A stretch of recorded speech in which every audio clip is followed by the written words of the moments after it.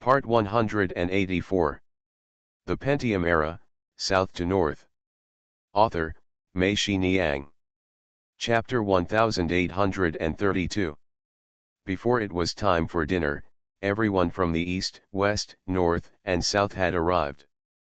Of course, Sun Xiangyang and Zhou Ruyi also stayed. Tan Shahen, Yao Fen, Xiaofang, and Lu Yun all came back early. At about the same time as them, Zhang Chen came back alone. It was still early to leave for dinner, and everyone was sitting in the workshed behind chatting. The two tables in the workshed had been set up, but the food had not been served. It was past 5 o'clock, and the sun was still shining brightly outside. They were stuck in the workshed and refused to go down the mountain. The table in the workshed was a 3-horse vertical air conditioner, blew cool air outside, which was quite cool. A young man came in from outside and looked for Lu Yun. Lu Yun followed him out. When he came back, Lu Yun called Zhang Xiangbei over and said to him, "Bei, my godmother gave this to you, take it." Zhang Xiangbei was shocked when he received it.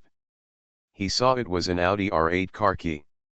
Lu Yun said to him, "The car is parked in the parking lot outside. I'll try it later."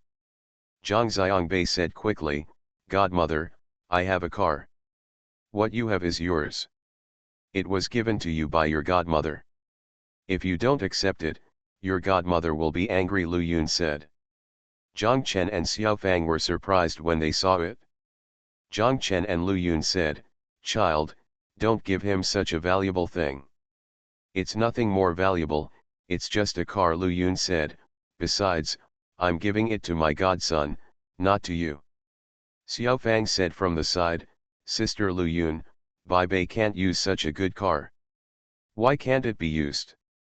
Bei will be back in another year. Of course he needs it. When you are young, you don't show off. When will you show off?" "Bei, are you right?" Lu Yun asked. Not only Zhang Xiangbei, but also everyone else laughed. Zhou Ruyi shouted, "Aunt Lu Yun, you said it well." Lu Yun said with a smile, "I grew up at your age, but at that time, we couldn't show off even if we wanted to. We didn't have the conditions." Zhang Chen said, "Lu Yun, you will spoil him rotten." "My godson, I am willing to spoil him," Lu Yun said. Xiaofang knew she couldn't push him away, so she said to Zhang Xiangbei, "Bei, thank your godmother quickly." Zhang Xiangbei quickly bowed to Lu Yun and said, "Thank you, godmother." Sun Xiangyang and Zhou Ruyi pulled Xiangnan to the north and walked outside. They all wanted to see Zhang Xiangbei's new car. Xiashu hugged Gan Xiangdong and followed them. Zhang Xiangzi saw that these brothers and sisters were leaving, and he was anxious. Started to cry. Xiangnan quickly picked up Zhang Xiangzi, and Zhou Ruyi shouted, "Let's go, Zixi, let's see if my brother's car is for sale for 25 cents. Zhang Xiangzi laughed through tears and shouted, "Cheaper, cheaper." Everyone in the shed laughed. A group of people walked to the parking lot outside and saw the gray and black Audi R8 sports car parked there. Several people were watching around it. Sun Xiangyang shouted, "This is too cool." Zhou Ruyi snatched the car keys from Zhang Xiangbei's hand and shouted, "I want to show off first." She got into the driver's seat, and Fatty Sun quickly squeezed into the passenger seat. Zhou Ruyi looked at him and said, "It's a bit embarrassing for such a cool car to have a pig's head sitting in the passenger seat." Sun Xiangyang chuckled and said, "Either we change seats, I don't think it's embarrassing for you to sit in the passenger seat." "Get out," Zhou Ruyi cursed. "Okay, get out, start the car and get out." Sun Xiangyang patted the police uniform on his body and said, "If the devil goes out and violates the rules, have you seen that there is such a big target sitting here, brothers might I won't stop you." "Who are you calling a devil?" Zhou Ruyi asked. "You, woman, the car is still in the running in period. It's the first time you drive it." "Isn't it a devil?" Sun Xiangyang said. Zhou Ruyi laughed and started the car, which quickly drove out of the parking lot. Zhang Xiangbei, Xiangnan, and Xiaoshu were standing there. Before they could see what the car looked like, the car drove away in front of them. The three of them looked at each other, and Xiaoshu asked. "We came to see the car, where is the car?" Zhang Xiangbei and Xiangnan both laughed. The onlookers left, and the three of them walked back with Xiangdong and Xiangzi. After returning home, Zhang Xiangbei went to tell Lu Yun that the car was very cool. "Thank you, godmother." "Do you like it?" Lu Yun asked. Zhang Xiangbei nodded and said he liked it. "As long as you like it, I'm afraid that what I choose won't suit the taste of you young people," Lu Yun said. "Aunt Lu Yun, you must have been cool when you were young, right?" Xiang Nan asked from the side, and Lu Yun said with a smile. "It was popular to play billiards when we were young. When I played billiards, all the boys on the street lost to me. Aunt Lu Yun is also very good at table tennis. She used to be on the Peking University team," Tan Shahan said from the side. "It's so cool, godmother," Zhang Xiangbei shouted. "By the way, why didn't you try it out?" Lu Yun asked with a smile. Zhang Xiangbei scratched his head and said, "I couldn't grab it. I don't know where they took it now." 20 minutes later, Zhou Ruyi and Sun Xiangyang came back. They were yelling as soon as they entered the door. Zhou Ruyi said, "It's so cool. This car turns heads when it's driven on the street." While eating, Xiangnan and Zhang Xiangbei were both thinking about the same thing. Xiangnan was going back to Yongcheng early tomorrow morning. Of course she wanted Zhang Xiangbei to go with her, but Zhang Xiangbei had just come back, and she felt uncomfortable. Well, Zhang Xiangbei must also want to go to Yongcheng tomorrow, but he is embarrassed to say that he seems too anxious. Fortunately, neither of them had spoken yet. Zhang Chen said to Zhang Xiangbei, "Xiangnan is very busy there. You can go to Yongcheng with her tomorrow. This summer vacation, help her in Yongcheng." Zhang Xiangbei quickly followed the trend and nodded. Xiang Nan also felt a burst of joy in her heart. She secretly looked at her grandma and grandma at the same time and found that there was no hint of displeasure on their faces. How did Xiang Nan know that Mrs. Tan calculated the time and found that Zhang Xiangbei was about to come back? She couldn't hold it in anymore and didn't care about face anymore. She called Zhang Chen's mother and pierced the layer of paper. The two old men are naturally 100 willing. Several young people were still thinking about the Audi R8 outside. They finished their meal hastily and were about to go out to test the car. Zhang Xiangbei asked Zhang Chen quietly, "Can I handle my car myself?" Zhang Chen nodded. The four of them walked outside. Zhang Xiangbei gave Sun Xiangyang the keys to his Buick and said to him, "Damn fat man, do you want my old Buick to be given to you? Don't dislike it? Just drive it first. When I come back and make some money, I'll give you a good one. I want it, of course I want it. How could I dislike it? Just don't dislike me for the old Buick." Sun Xiangyang took the car key in his hand and said happily, "For me, this is an unexpected surprise. I didn't expect that I would like it. There will be a car so soon." Zhou Ruyi nodded and said, "Yes, Zhang Xiangbei is a bit obsessed with wealth and status." They decided to go to Longjing to test the car. Xiangnan and Zhou Ruyi got into the Audi R8. Sun Xiangyang patted Zhang Xiangbei on the shoulder and said to him, "I'll try my Buick too, let's go." The two cars drove out of Splendid Home one behind the other. Early the next morning, Zhang Xiangbei drove his Audi R8, and Xiang Nan drove her BMW. The two of them set off to Yongcheng. Originally, the BMW going south didn't need to drive back, but Zhang Xiangbei came, and they must be together every day, and the two of them will be in the same car. Even when Zhang Xiangbei is leaving at the end, the drama festival has ended, Xiangnan will definitely go to Shanghai to see Zhang Xiangbei off. They were still in the same car. The most important task of the Yongchengwu Opera Troupe this year is to successfully organize the International Street Theater Festival, so Xiangnan put the rest of the troupe on summer vacation early this year. Young people like Ding Yusong and Yin Tao, he stayed and helped with the preparation work, and at the same time he had to arrange a few excerpts to prepare for the performance of the drama festival. Xiang Nan drove his BMW back so that it could be used by the preparatory team. Although the preparatory team had 2 cars, it was still not enough. The 2 people drove to the Hangzhijing Expressway. The sky above the Hangzhijing Expressway in the early morning was empty. The 2 people drove and naturally started racing. The BMW was naturally overtaken by the Audi R8. Xiangnan felt very unconvinced. When they arrived at the Tonglu service area, she wanted to switch cars with Zhang Xiangbei, but Zhang Xiangbei told her that it was not a car problem, but a people problem. "What's my problem?" Xiangnan asked. Zhang Xiangbei thought for a moment and said, "You have a stronger sense of safety than me and don't dare to drive too fast." Xiangnan chuckled, "That's a good flattery." Driving on the highway again, Zhang Xiangbei really slowed down. Although Xiangnan was always driving in front of him, she saw in the rearview mirror that he was not catching up, so she naturally slowed down and won all the way to Yangnan City. The 2 of them went to Xiangnan's house first, put Zhang Xiangbei's luggage, and walked into the living room. Xiangnan was surprised. She saw that her grandfather and grandmother had already packed their luggage. They said they were going to Chengdu with teacher Li and the others.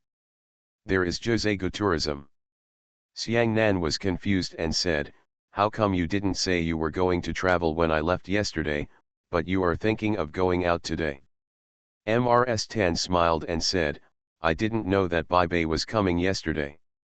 Now that Bai Bei is here, you will have company, and we can go out without worries." Xiangnan became even more confused and asked, "How did you know he was coming today?" Mrs. Tan was speechless for a moment, but she immediately said, "Since I was a child, Bai Bei has always followed you wherever you go. You are back today, can Bai Bei not follow you? Don't you think so, Bai Bei?" Zhang Xiangbei stood there smiling and quickly said, "Yes, Grandma."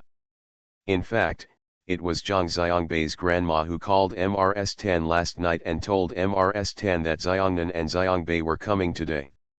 After hanging up the phone, Mrs. Tan and teacher Tan discussed it and felt that the best way was for them to go out. When traveling, give this entire house to the south and north. Since we have to make room for them, we must make room for them thoroughly. Thank you to Yuengzi, Quadratic VC, ZDLM001, Wawa Tin Soldier, for being third in the list from top to bottom at around 3 o'clock in the middle of the night, and for giving 2 fish rewards. Thank you Tian Wei, I am really annoyed, Xiang J, SDS, Hung Hung Pai, Zipanjiang 1, Toad who dreams of flying, Tamagotchi, Yuengzi, Zongkai 727, no future but remember the original intention, Book Friends 2020061611543149 for your monthly votes. Thanks for all the votes and reading. I wish you all good health. The Pentium Era, South to North. Author, Mei Shi Niang. Chapter 1833. When he arrived in Yongcheng, Zhang Xiangbei realized how busy Xiangnan was. The Yongcheng International Street Theater Festival was about to open in more than a month. Xiangnan's office was the office of the Preparatory Group Office. Xiangnan was the general manager of the Preparatory Group Office.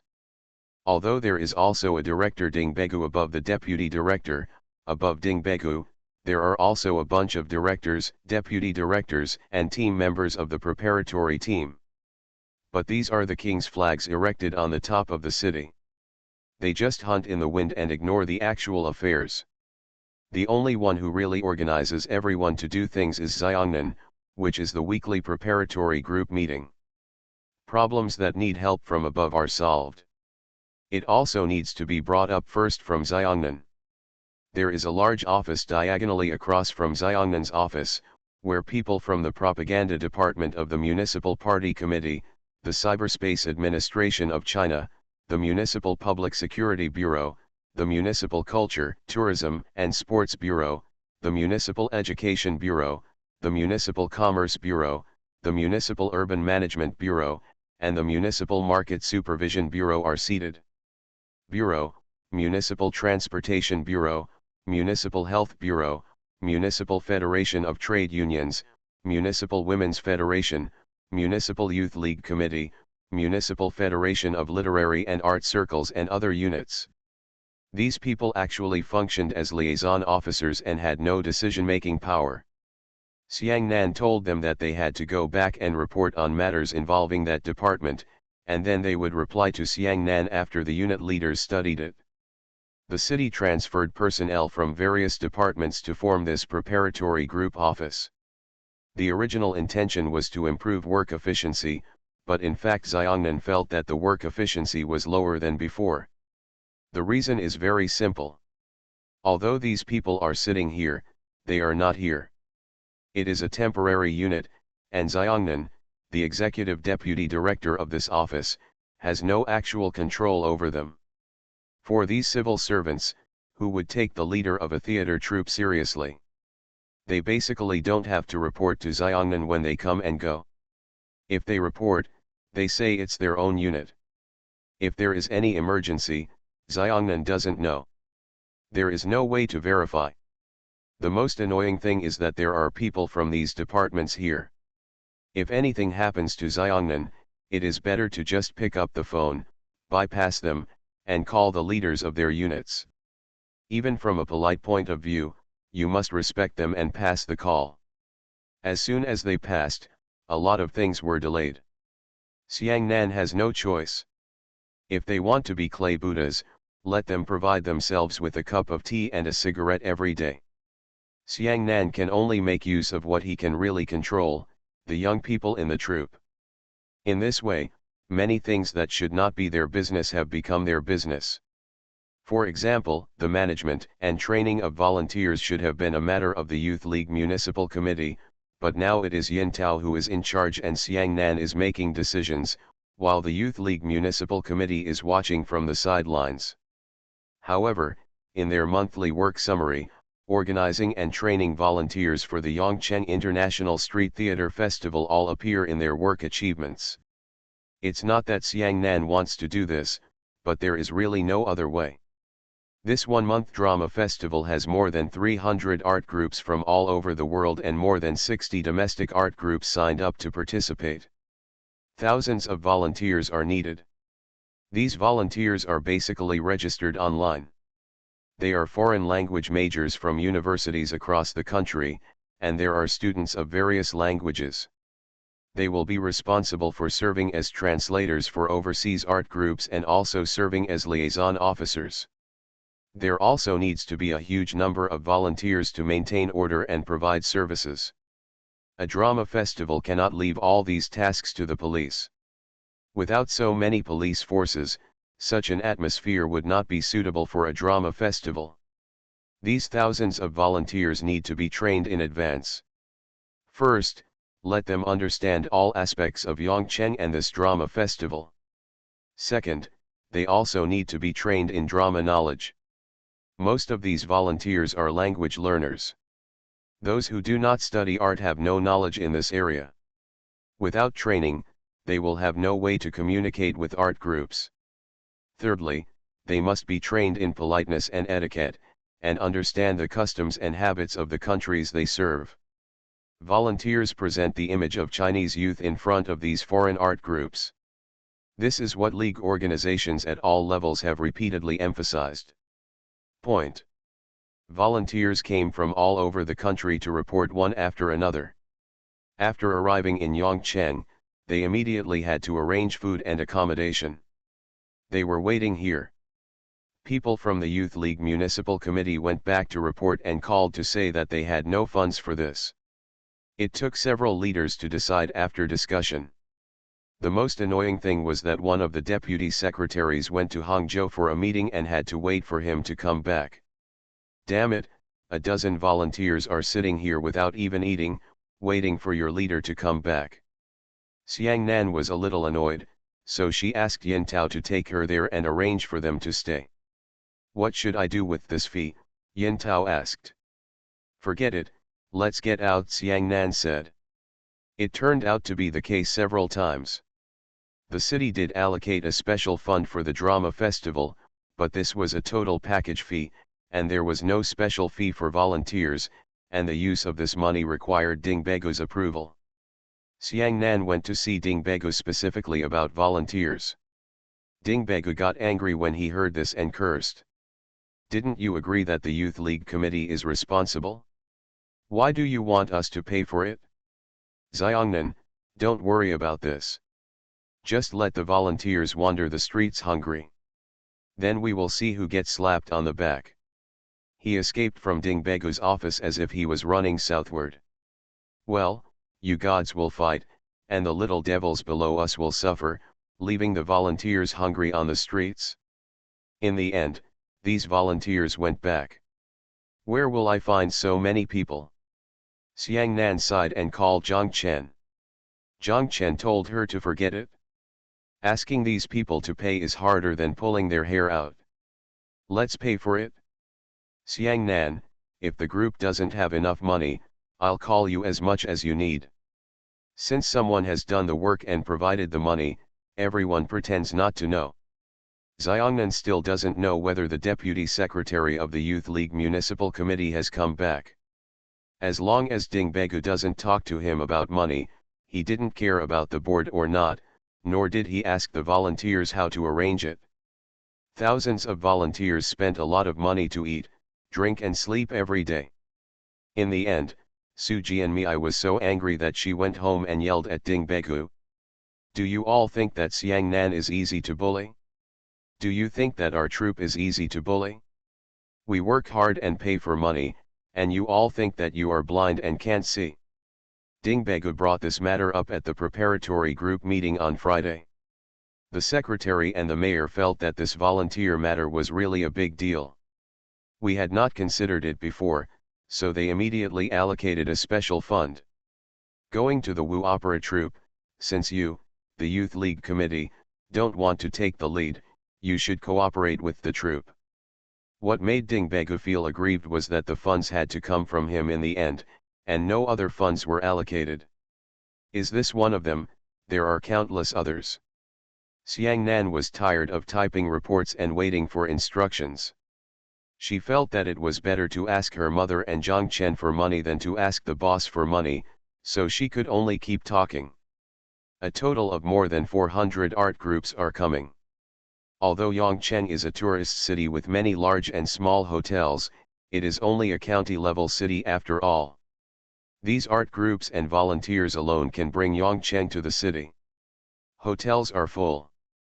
Moreover, the three most luxurious hotels in Yongcheng, such as Huanglongmoon Bay Hotel, Qiandao Lake Hyatt Hotel and their Yongcheng Central Hotel, had their rooms fully booked by the city government reception office during the drama festival. It is used to receive leaders and guests at all levels invited by the city and is not open to the public. As a result, the already tight accommodation is even more stretched. For a drama festival, you can't just have art groups and leaders at all levels, not even audiences. Audiences come from all over the country, and let them all sleep on the streets. This matter was originally the responsibility of the Commerce Bureau. Xiang Nan also asked people from the Commerce Bureau in the office to take her to meet with their bureau leaders several times. However, every time the leader saw Xiang Nan, he lamented. He said, "We are also scratching our heads over this matter. Director Feng, think about it, this hotel is not just a building block. It does not mean that if you want it today, you will have it tomorrow. There is still more than a month to go. Not to mention that we don't have the funds. Even if we have the funds and want to build it, we won't build it so quickly, right? Even if we encourage all units to build hotels, building them will be a hassle and a burden. Think about Captain Feng, there will be no place to live in this month, but what will happen after this month is over? That is, no one lives in it, and it becomes a mosquito-raising hotel.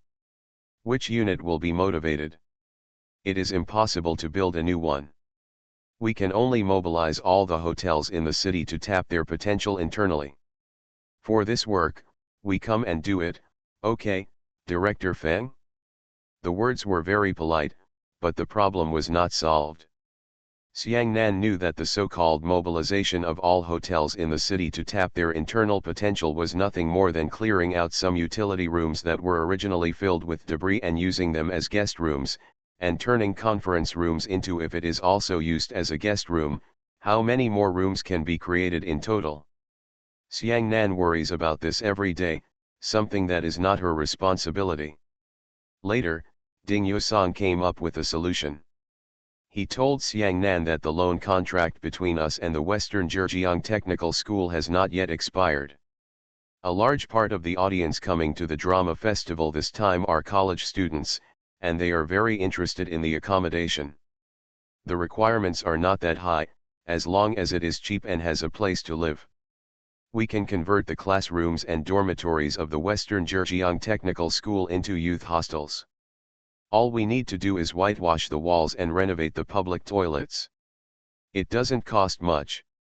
In this way, just one Western Zhejiang Technical School can accommodate 2,000 to 3,000 people. Xiang Nan's eyes lit up and she thought this was a good idea. She shouted, "No, no, there's no need to turn it into a youth hostel. Just turn it into a camp for volunteers. If all the volunteers are gathered there, won't a lot of hotels in the city be freed up? In this way, it's okay. It facilitates our management of volunteers." Ding Yusong and Yin Tao also think this method is good, but the next question immediately arises: where is the money for the transformation? Whether it is the Commerce Bureau or the Culture, Tourism, and Sports Bureau, they will definitely not pay for this money. Moreover, the renovation is carried out in the Western Zhejiang Technical School. The Western Zhejiang Technical School now has nothing to do with the Yongcheng city government.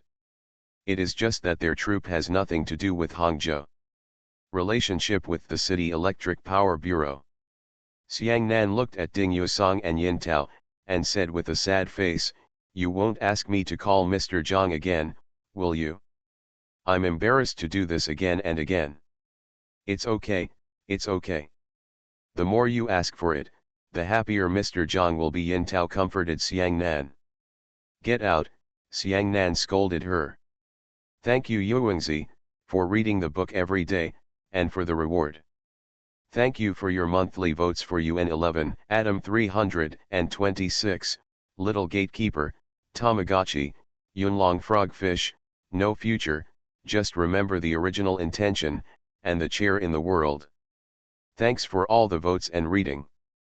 Have a good evening everyone. You are listening to Novels at Bless Up channel.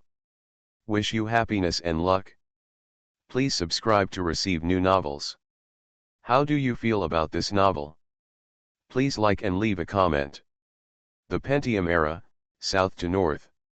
Author, Mei Shi Niang. Chapter 1834. Xiongnan and Zhang Xiangbei arrived at the office. Ding Yusong walked in and smiled when he saw them. Zhang Xiangbei cursed. "Why are you laughing? You don't recognize me. We know each other, everyone in the world doesn't know you." Ding Yusong smiled and said to Xiang Nan, "The boss is still awesome. He didn't ask for the money, so he deceived his son? With this hostage here, don't we want more? How much does it cost?" Xiang Nan was dumbfounded by what Ding Yusong said, but finally laughed. Zhang Xiangbei was confused by what they said. He looked at them and asked, "What are you talking about?" Xiongnan told Zhang Xiangbei about their plan to transform Zhejiang Technical School into a home for volunteers. Xiongnan said to Zhang Xiangbei with a grimace, "I originally wanted to tell my uncle about this yesterday, but I still felt embarrassed." Zhang Xiangbei was surprised. He asked, "You are just running a theater festival like a gang of beggars? No budget?" Xiang Nan said, "Of course we have a budget, but we have never done this before. Aren't we inexperienced? Think about it. Just think about a street art festival that doesn't even need a theater. How much will it cost? When compiling the budget, compile not enough. But after doing it, I realized that there are so many unexpected places to spend money. It is very troublesome to keep adding budget. We don't dare to put all our own money in it. If we put it in, the troop will still have to spend money. Do you want to live? Besides, Suji and Mei and Xiang don't want to do anything. They say, how can they throw all their hard-earned money here? As you know, hotels and supermarkets are all calculated independently within us. If they don't want to, I can't take it by force. It's just our troop. Where can I get so much money? Let's report it to the superiors. It's okay, but I can't wait for the money to come in, and I can't afford to delay the things here for a day. So if you think about it, it's better to ask my dad if you want it from the higher UPS. As long as you ask, my dad will definitely agree, right? Zhang Xiangbei asked. It's better to know your father than your son. That's great.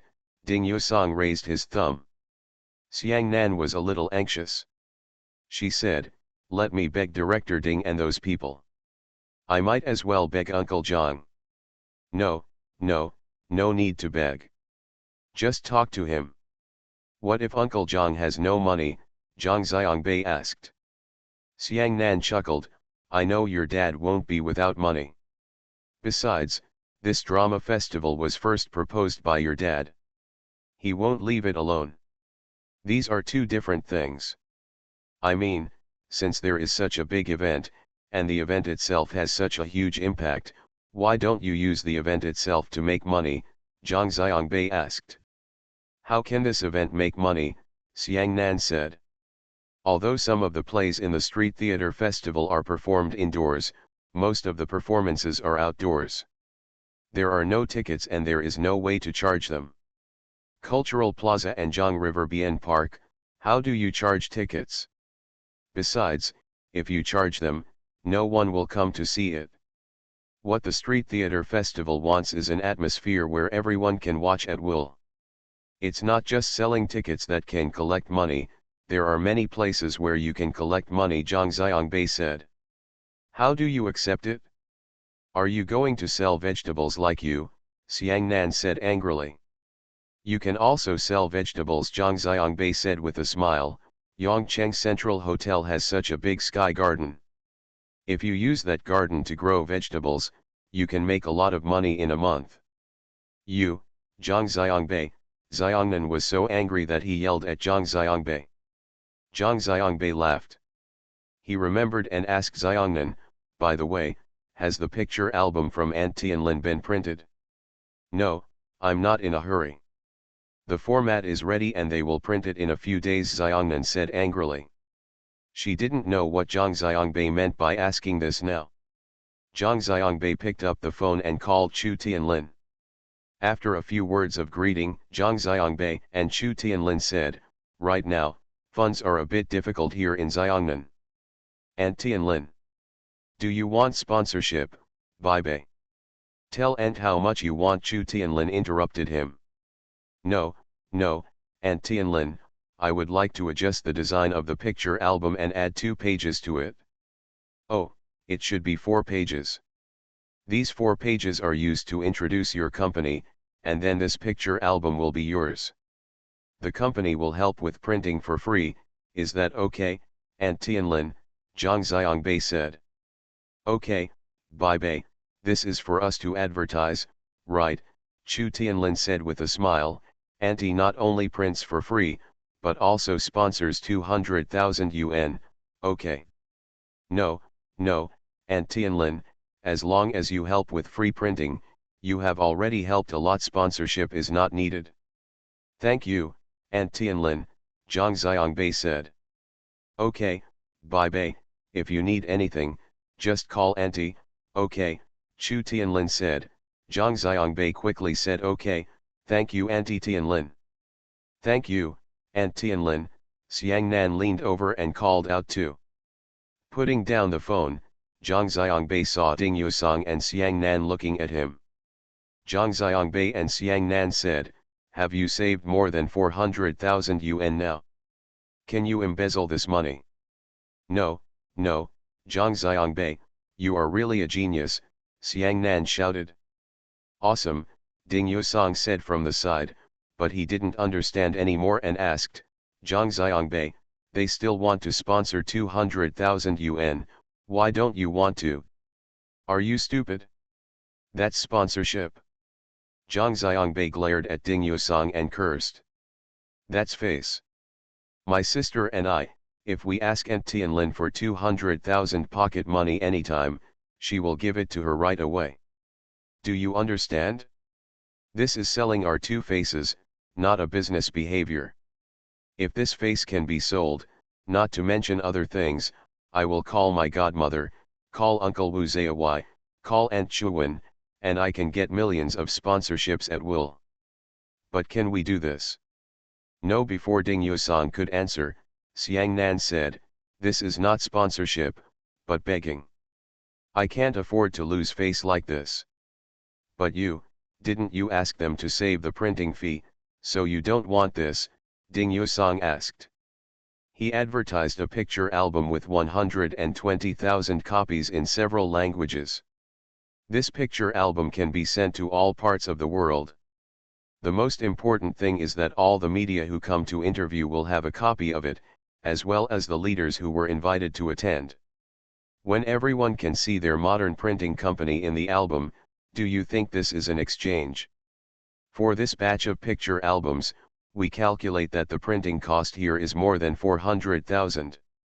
According to their cost, it is more than 100,000. If you give it as a gift, you can save tens of thousands in tax alone. They will spend hundreds of thousands. I made an advertisement for myself, even if I don't print it here with Aunt Tianlin and the others, I can still get it if I go to another company and I'll tell them the accounts. Do you understand? I understand, Ding Yusong said quickly. Xiang Nan slapped the table with his hand and said to Zhang Xiangbei, tell me, what else can I make money with? Yes, our website can advertise sponsors and sell naming rights. It turns out it's not the Yongcheng International Street Theater Festival. It can be changed to the Yongcheng XX Summer International Street Theater Festival. By the way, isn't Nongfu Springs Factory in Yongcheng? Why can't it be called Yongcheng Nongfu Spring Summer International Street Theater Festival? This name will be spread through so many media, and Nongfu Spring will also do it. Bar. Zhang Xiangbei said. Xiangnan and Ding Yusong kept nodding. If they don't do it, we will find their rival Wahaha and let Wahaha purified water be delivered to their doorsteps, Zhang Xiangbei said. Xiang Nan and Ding Yusong both laughed and thought this was a good move. Also, the shortage is money, Zhang Xiangbei said. Didn't you say that accommodation in Yongcheng will be very tight by then, and it will be difficult to add hotels now? This is an opportunity to make money. How to make money? Xiang Nan asked. Under the preparatory team office, setting up a housing center and opening family hotels means mobilizing all Yongcheng people to free up all the rooms in their homes to open family hotels. All those who are willing to open family hotels can go here, come and register. After we send someone to take a look, we will determine different prices based on different room conditions. When the guests arrive at the housing center, we will arrange for them to go to each household. In this way, the guests can feel at ease and don't have to worry about encountering unscrupulous hotels or family hotels, nor do they have to worry about the shortage of accommodation due to lack of guests. Can't it be solved? Zhang Xiangbei said. Great, Xiang Nan shouted, this is really a good way to solve the accommodation problem. But, how much money can we make from this? Ding Yusong asked. For a month, we will collect a handling fee or naming fee of 10 yuan from each room every day. You can call it whatever you want. These family hotels are the designated family hotels for our drama festival. Is that okay? One day 10 yuan, are these families willing to give it? Zhang Xiangbei asked. In order to protect the rights and interests of guests coming to Yongcheng, anything that has not been inspected and approved by our preparatory team will not be allowed to open. I can report this to the preparatory team and they will definitely agree, Xiang Nan said. That's an exclusive business, a franchise, Zhang Xiangbei said, and both Xiangnan and Ding Yusong nodded. Also, sister, if you report it, ask them for a right again, Zhang Xiangbei said. What rights? Authorization of licensed products, whether selling souvenirs, local specialties, water, or beverages.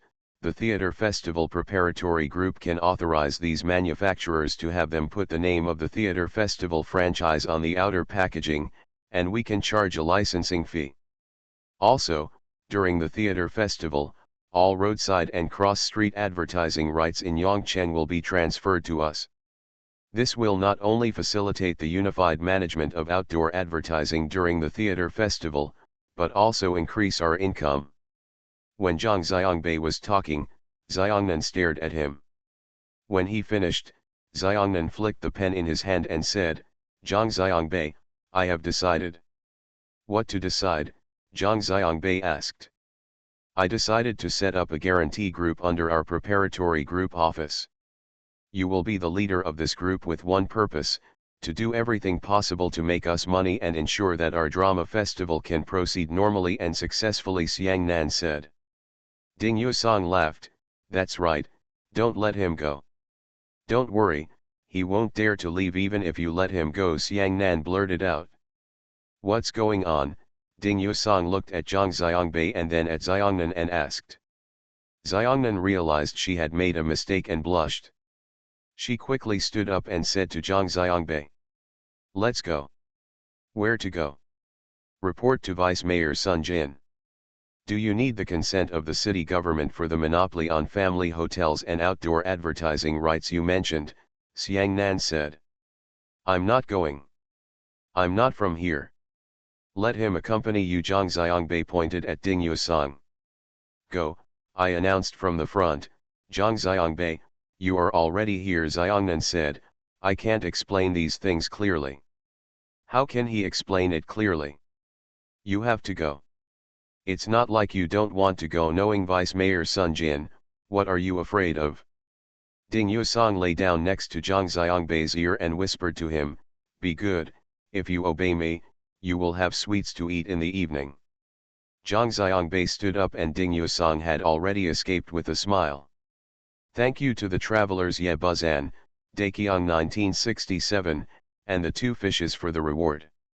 Thank you to the passerby Ye Buzan, Daekyong 1967, Forever Daybook Friend 140420214337580's monthly ticket.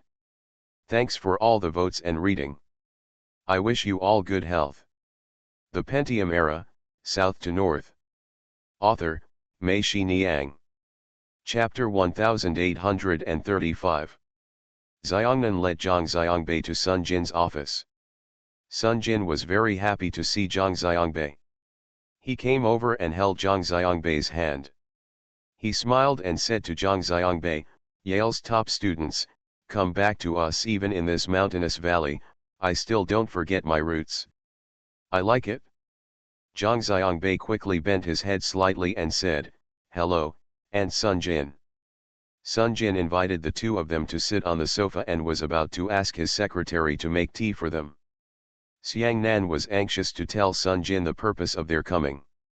Sun Jin listened and forgot about making tea. She saw he looked at Zhang Xiangbei and said to Xiangnan. Nan, I know your funds are tight there, but you also know that the government's money is not something that can be dispersed immediately. It has to go through a process. By the way, he is your reinforcement, right? Xiang Nan said that he was right. He had some ideas that could ease our financial constraints. As long as the leadership supports us, we can solve the funding problem ourselves. Say, bye, tell auntie what you think. Sun Jin became interested as soon as she heard this, and she said to Zhang Xiangbei. Zhang Xiangbei told Sun Jin one by one his thoughts. Sun Jin listened carefully and wrote down his thoughts in a notebook. When Zhang Xiangbei finished speaking, Sun Jin nodded. It's a good idea, Bai. He deserves to be a top student in Yale's Department of Economics. No, no, I should say, he deserves to be Zhang Chen's son. Your ideas, especially the idea of encouraging citizens to open family hotels, can be said to kill three birds with one stone. Firstly, it solves the problem of hotel housing shortage at that time. Secondly, it increases the participation of citizens, and thirdly, it also increases their income. Even if you only charge 100, 500, or 200 yuan per room per night, it's still a considerable amount of income per month. You don't have to worry about the source of customers. This is a really good idea, what do you think? We didn't have such a high-level leadership and thought about citizen participation. We didn't expect this. We thought it could solve the housing problem and increase the income of the preparatory team, Zhang Xiangbei said. Sun Jin laughed happily. What you said, Bai Bei, makes people feel like a spring breeze. Can it be considered flattery? No, it's the truth, Zhang Xiangbei said. Sun Jin was overwhelmed with joy. She said, Bai Bei, tell me, why are there so many of us? The director of the Commerce Bureau also told me that they were exhausted and couldn't think of a way to solve the shortage of hotel housing. Why? Did you just think of it? It's nothing. Family hotels and even homestays are very common abroad. When I went to high school in the United States, there were classmates in my class who stayed with Americans, Zhang Xiangbei said.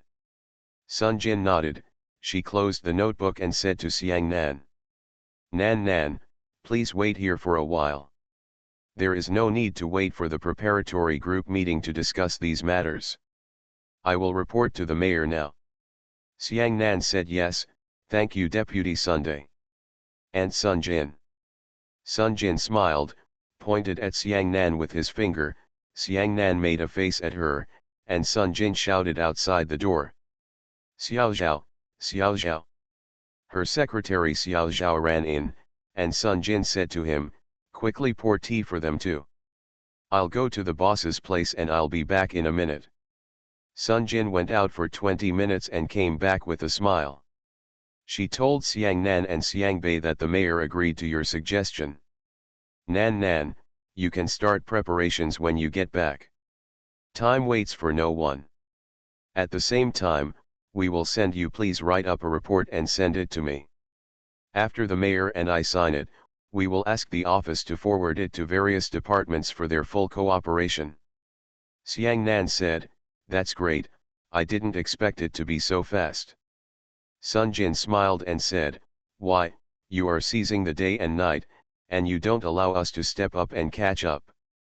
The two returned to Xiangnan's office. Xiangnan and Zhang Xiangbei said, as the leader of the security team, if you take up my post now, I can hardly bring the blame here. People from Shanghai's audio and lighting equipment company will come the day after tomorrow, and I don't even know how to pay their deposit. What are they here for? Zhang Xiangbei asked. Xiang Nan and Zhang Xiangbei said that although this is a street theater festival, there are still many performances by art groups that are held indoors. In addition to their own small theaters, they also have to include the government hall, Yongcheng Gymnasium, and Yongcheng Gymnasium. The auditorium of the city middle school was fully utilized. Except for their small theater, the sound and lighting equipment in other places did not meet the performance requirements.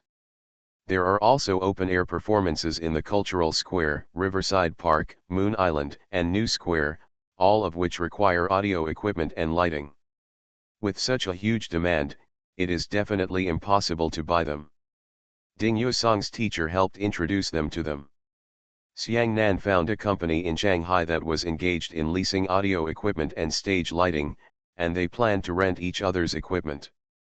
But the other party's equipment does not mean that there are so many idle there. It also needs to be deployed from various places, so a deposit needs to be paid in advance. Zhang Xiangbei understood, and he agreed, when they come the day after tomorrow, let me talk to them together. You'd better act quickly and get me the money, Xiang Nan said. The day after tomorrow may not be so soon, but you can borrow it from Aunt Ji and me and Aunt Xiang first, and I promise to return it to them after a while. Is this okay? Zhang Xiangbei asked. That's okay. I just need to talk to the finance department, Xiang Nan said. By the way, Zhang Xiangbei, we can't let you be a mere commander. Do we need to give you an office and assign you some people? Look, how many people in our regiment do you need? Xiangnan talked to Zhang Xiangbei. Zhang Xiangbei thought for a moment and said, just put it diagonally opposite. Just give me those people diagonally opposite. Are you crazy? These people are useless. Xiangnan looked outside the door, lowered his voice and said to Zhang Xiangbei, I even wonder if these departments have dumped their units' garbage into me. Zhang Xiangbei shook his head and said, no matter what, they are better than the people in the troop. After all, they are all civil servants. They are all familiar with the work units in Yongcheng, right? Moreover, when you go to other people's work units, your aura will not be the same. Lose to others, and let them get money reasonably and legally. If they can't get it, then this civil servant has failed too much, so give it to me. Okay, Zhang Xiangbei, let me tell you, I don't care if you regret it. Xiang Nan stood up as he spoke, and took Zhang Xiangbei to the diagonally opposite side. He told everyone that starting from today, this is also the security team of our preparatory team office. This is Zhang Xiangbei, the leader of your security team, to establish the security team. The city has agreed to the group, including what you will do next. Xiangnan specially emphasized that the city had agreed, which was giving Zhang Xiangbei blessing. She knew that these people were difficult to deal with. When Xiang Nan and Zhang Xiangbei came in, everyone in the office raised their heads and looked at them. When Xiang Nan was talking, they were indifferent. When Xiang Nan finished speaking and left, they lowered their heads again. What they were doing before was what they were doing next. Some of them leaned back and put their feet on the table, without even putting their feet down. Zhang Xiangbei stood there, as if they had forgotten about him. Zhang Xiangbei stood there awkwardly. He took a deep breath to calm himself down. He clapped his hands twice and shouted, everyone, please put down what you are doing and listen to what I have to say. Everyone in the office looked up at him. Zhang Xiangbei smiled and thought to himself, I have seen bastards of all colors in the world, am I still afraid of you? Zhang Xiangbei said, I know you don't take me seriously, and you must be thinking in your heart, who is this little brat? Where the hell did he come from? To be honest, I don't need you to take me seriously, and I don't care, but I have something to say first. I am here to work, and it is voluntary labor without wages. You are all paid. Logically speaking, you should work more seriously than me. Does what I say make sense? Everyone looked at him coldly and said nothing. Zhang Xiangbei smiled to himself and continued. There is one thing I can tell you, that is, I don't actually take you seriously. Because of this, I am not afraid of offending you. No matter which department you are in, I can't control you if you want to. If I fall into your hands, you come back to deal with me. To tell you the truth, you can't wait until the theater festival is over and I will just slap my butt and leave. What do you mean by saying this to you? I just want to tell you first, if I arrange for any of you to do something and who fails to do it well, I will definitely be rude to you, and there is no need to be polite to you. As soon as Zhang Xiangbei said a few words, the atmosphere in the office became a little solid. Everyone stared at Zhang Xiangbei, unable to guess where this guy was from, and his tone was indeed quite serious. Someone snorted, "You're not being polite, how can you be so rude?" "Yes, I am so loud. If you are not convinced and you continue to speak, if you ask how to be polite, I can also tell you first that I will kick you out of here, and there will also be a notice from the preparatory team office. In the notice the reasons why you are not suitable to continue working here will be written clearly. If anyone has the nerve to return to the original unit with such a notice, I don't care. I don't lack you here. If I do, the worst I can do is drive you away and ask your unit to send someone else over. I think you know that the preparatory team office can do this. The boy is still crazy, someone shouted. Yes, I'm still so crazy. Zhang Xiangbei looked at the man and said, I said it before, if you don't take me seriously, I won't take you seriously either. There's no need to flatter you. Now let me add one more thing, if you respect me and treat me as a friend, I will definitely respect you and treat you as a friend. You can choose between two ways to get along. Don't talk so much nonsense, is there something practical? Someone shouted. Practical? Yes, Zhang Xiangbei said with a smile, today is the first time we meet, and it is also the day our security team is established.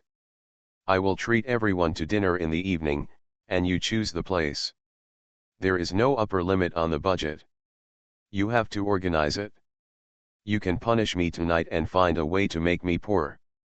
Zhang Xiangbei's words caused a stir in the office. Everyone was interested. The person just now asked, seriously? Of course, it can be done anywhere. There is no upper limit on the budget, Zhang Xiangbei said. Okay, then we will eat all your shorts, the man shouted. You have too strong taste. Zhang Xiangbei cursed, everyone laughed, and the atmosphere in the office suddenly became relaxed, without the tense situation just now. Thank you ZDLM001 for the tip. Thank you Adam326, forget your password and come here again, Xioxio's monthly pass. Thanks for all the votes and reading. Have a good evening everyone. The Pentium Era, South to North. Author, Mei Shi Niang. Chapter 1836. Someone asked Zhang Xiangbei, what exactly does our security team do? Zhang Xiangbei looked at his watch. It was almost 4 o'clock. There was nothing he could do today. Zhang Xiangbei said. We'll talk about work tomorrow. Today we have one topic, where to eat later. Several people discussed it and finally told Zhang Xiangbei to go to Yanzhou Mansion. Zhang Xiangbei said yes, then go to Yanzhou Mansion. When it was time to eat, Zhang Xiangbei called Xiangnan, and everyone walked to the underground parking lot. These people were surprised when they saw Zhang Xiangbei driving an Audi R8. They knew that this guy was really no ordinary person. Everyone drives a car costing more than 2 million yuan, so what else can they do? The one who said he wanted to eat Zhang Xiangbei's short sighed and said, forget it, we can't finish one of his tires in a month. It's okay. If we can't finish a tire, we'll just eat a screw. We'll eat it every day. The ants will move around, and one day we'll finish it, someone on the side said. Shit, my teeth are broken and the drama festival is over. The person in front said that. Everyone laughed and felt happy in their hearts. Everyone was subconsciously thinking that it is better to hang out with a person who drives an Audi R8 than with a cyclist. They had a meal in Yanzhou Mansion until around 8 o'clock in the evening. They had a pleasant meal. Xiang Nan watched from the side and secretly marveled in his heart. She had been with these people for almost a month, and the relationship was always inseparable. Even the names of these people are not complete. How come Xiangbei became brothers with these guys in just one day? It seems that it is not as simple as buying a meal. When the preparatory team office was established, I was also at the Yongcheng Central Hotel and treated everyone to a meal, but when the meal was over, it was over. On the way back, Xiangnan asked Zhang Xiangbei this question. Zhang Xiangbei chuckled and said, I don't know, I just know the person. Nothing like your dad at all, Xiangnan said, Uncle Zhang, only people who know each other well. Both of them suddenly fell silent. They thought of one person, that was Lu Ligan. In terms of familiarity, Zhang Xiangbei looked too much like Lu Ligan. There was another person that Zhang Xiangbei thought of, that was the second-rate guy. Uncle Frog was also a typical familiar figure. Xiangnan was right.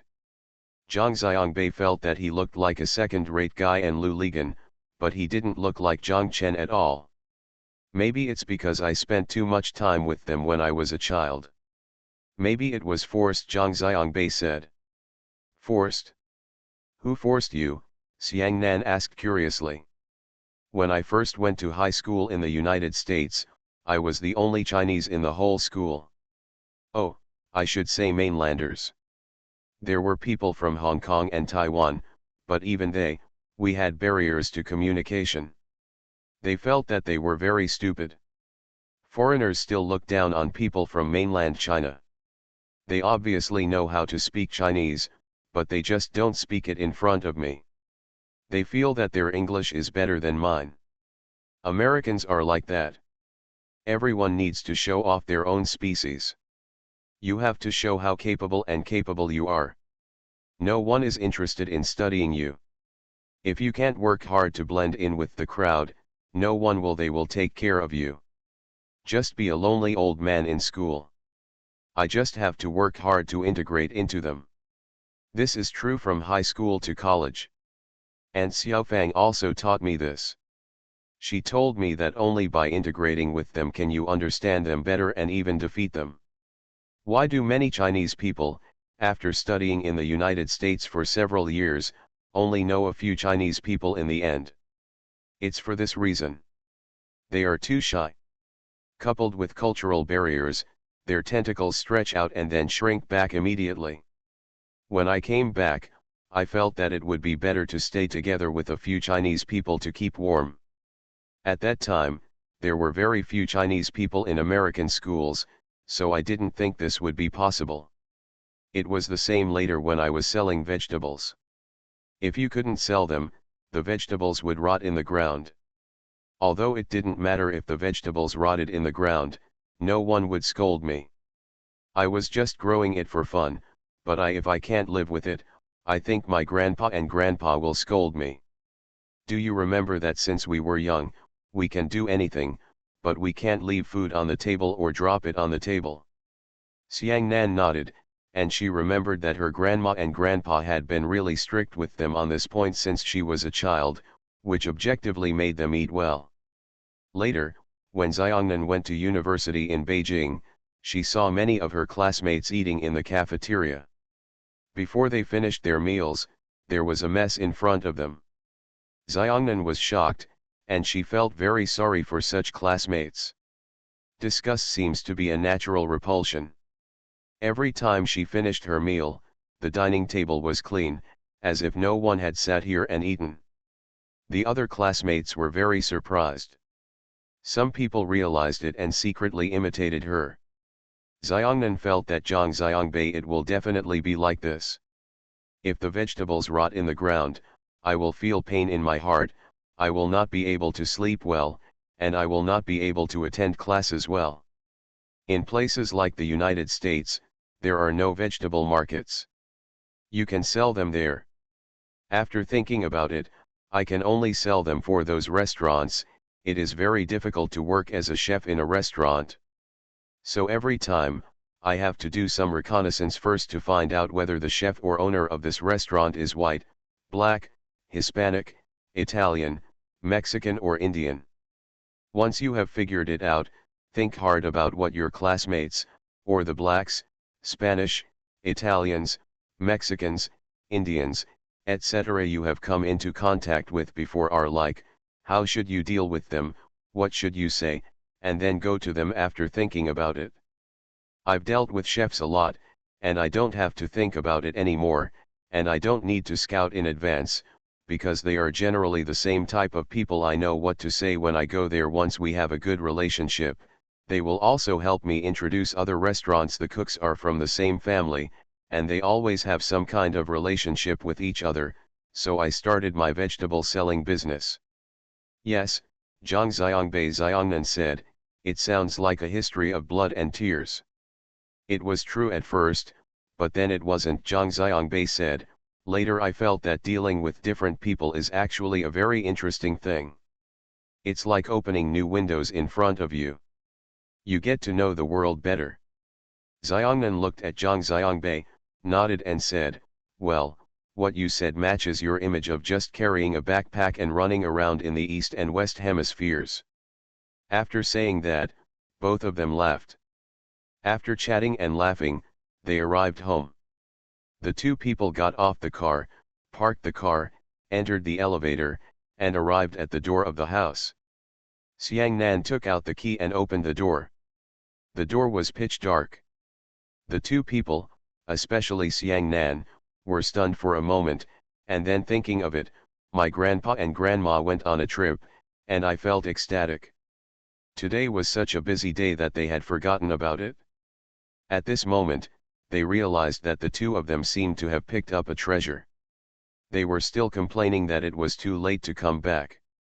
The two of them hugged each other and kissed each other without even turning on the light. I don't know how long they hugged and kissed in the dark, but it was long enough. Later, the two of them still hugged each other, not even separating their lips, but Xiongnan took Zhang Xiangbei with him. Moved towards the switch, freed up one hand towards the south, stretched out towards the back, touched the switch, and made a click. The light that came suddenly startled both of them. Even if the switch was turned on by Xiang Nan, she was still frightened, as if she had been caught. She quickly closed her eyes, Xiang Nan's face turned red, and she screamed "Road! Take a shower quickly!" She pushed Zhang Xiangbei away. Everything that happened next was in a hurry. Zhang Xiangbei hurriedly entered the bathroom, took a shower in a hurry, dried his hair and body in a hurry, got dressed in a hurry, and went to sit down on the sofa outside. Xiongnan was still there. In the bathroom, Zhang Xiangbei was sitting there, unfinished, anxious. He picked up the cup on the coffee table, poured himself half a cup of water from the cold kettle, drank it in one gulp, put the cup down, and felt thirsty again, so he poured another cup, and drank it in one gulp, put the cup down, and then poured another cup. When you are thirsty, you drink again. After a while, you finish the water in the cold kettle. Zhang Xiangbei stood up, picked up the pot, and went to the water dispenser to fill some water. Xiongnan came out of the room with wet hair and a hair dryer in his hand, and said to Zhang Xiangbei, "Zhang Xiangbei, blow dry my hair." Zhang Xiangbei said "Oh," and put down the cold kettle. Xiang Nan walked over and sat down next to Zhang Xiangbei. The two of them hugged each other immediately. The hair dryer in Xiang Nan's hand fell to the sofa. The two of them hugged and kissed. They had already forgotten about blowing their hair. Water droplets fell from their hair and soaked the clothes on their chests, but neither of them noticed. "Damn it, blow your hair." After a long time, Xiang Nan remembered and shouted. Zhang Xiangbei still said "Oh." He inserted the plug of the hair dryer into the floor socket, turned to the south, with his back to Zhang Xiangbei. Zhang Xiangbei kept stroking her hair with his left hand, and with his right hand. The hair dryer whined. Xiang Nan looked at the whole house, thinking that this house now belonged to them, and felt a sense of wealth in his heart. Xiang Nan's hair was flying in the wind, touching Zhang Xiangbei's arms and face, and also touched his heart. This was their night, and the night was still long. They kept blowing like this for more than an hour, and then Xiongnan said it was okay. When the blowing was done, Zhang Xiangbei. In fact, the hair is still not dry, but who cares about that? It was already past 11 o'clock, and Xiang Nan and Zhang Xiangbei said, "If you are honest, Zhang Xiangbei, I will let you sleep in my room." Zhang Xiangbei said quickly, "Be honest, I must be honest." Xiang Nan giggled, stretched out her hands and said, "Then you carry me in." Zhang Xiangbei held Xiongnan sideways in his hands, and hooked Xiongnan's neck with both hands. Zhang Xiangbei held Xiongnan until he reached the door. The door seemed too narrow and he couldn't get in. Zhang Xiangbei was in a dilemma, so he Nan chuckled. "Is there really such a fool? You can't walk sideways." Zhang Xiangbei suddenly woke up and chuckled. He turned sideways, but he was still afraid that the door frame would hit Xiang Nan in his hand, so he left a lot of space on her side, but he hit the door frame instead. Xiongnan chuckled, "Zhang Xiangbei, why are you so stupid? Zhang Xiangbei himself felt that holding Xiangnan in his hands made him clumsy and looked like a fool. Zhang Xiangbei carried Xiangnan into the room and placed him on the bed. Xiangnan's hands around his neck did not let go, and Zhang Xiangbei also fell down. Xiangnan sighed, "Forget it, Zhang Xiangbei, it's your food anyway, harvest it late and harvest it early, you can take it." Zhang Xiangbei understood and felt ecstatic in his heart. In a daze, Xiangnan thought about it and asked, "Zhang Xiangbei, will you get pregnant if you do this?" The two people were stunned for an instant as if they had been struck by lightning. Their hands and bodies were calm, and Xiangnan continued to ask, "Zhang Xiangbei, is there a safety period or something? Do you know what a safety period is?" Zhang Xiangbei was confused and said, "How could I know this? If you are undecided about foreign affairs, you can ask Du Niang." The two of them got up immediately and went to the living room outside. Zhang Xiangbei took his laptop, opened it, and immediately Baidu. Xiangnan was also calculating in his mind. After the calculation, Xiangnan almost cried. "What should I do, Zhang Xiangbei? Today is the most dangerous time. I will be 100% successful and you won't be able to collect the food.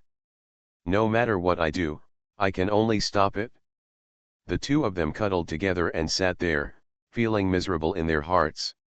It was past 12 o'clock. Xiangnan and Zhang Xiangbei said, "Either you go back to your room and sleep." Zhang Xiangbei refused, and Xiangnan was reluctant to let go. The two of them could only sit cuddled up on the sofa, hugging and kissing. They couldn't bear to separate, and they didn't dare to go to the room facing the south. They knew that if they went there, they would definitely not be able to control themselves. They would be 100% sure, so they could only sit here until the two of them fell asleep unknowingly.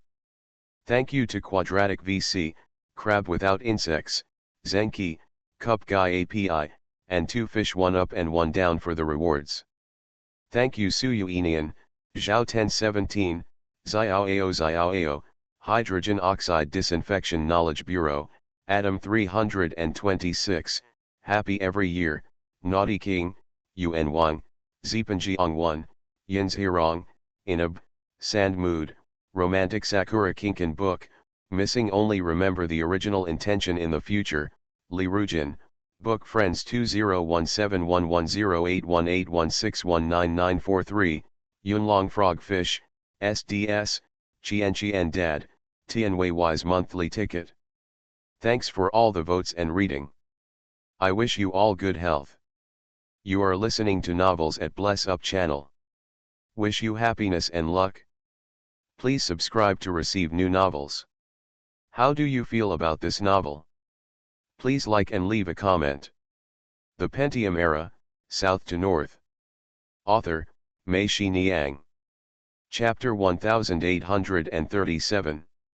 When the two of them woke up, it was already dawn outside. Zhang Xiangbei turned his body to one side, his head resting on the armrest of the sofa, and Xiangnan lay on top of him. Both of them had backaches. They sat up straight, looked at each other, and smiled bitterly. Zhang Xiangbei looked at his watch and said to Xiangnan, "You can sleep a little longer and I'll make breakfast." Xiangnan nodded. Zhang Xiangbei stood up to leave. Xiangnan grabbed his hand. Zhang Xiangbei looked back and understood.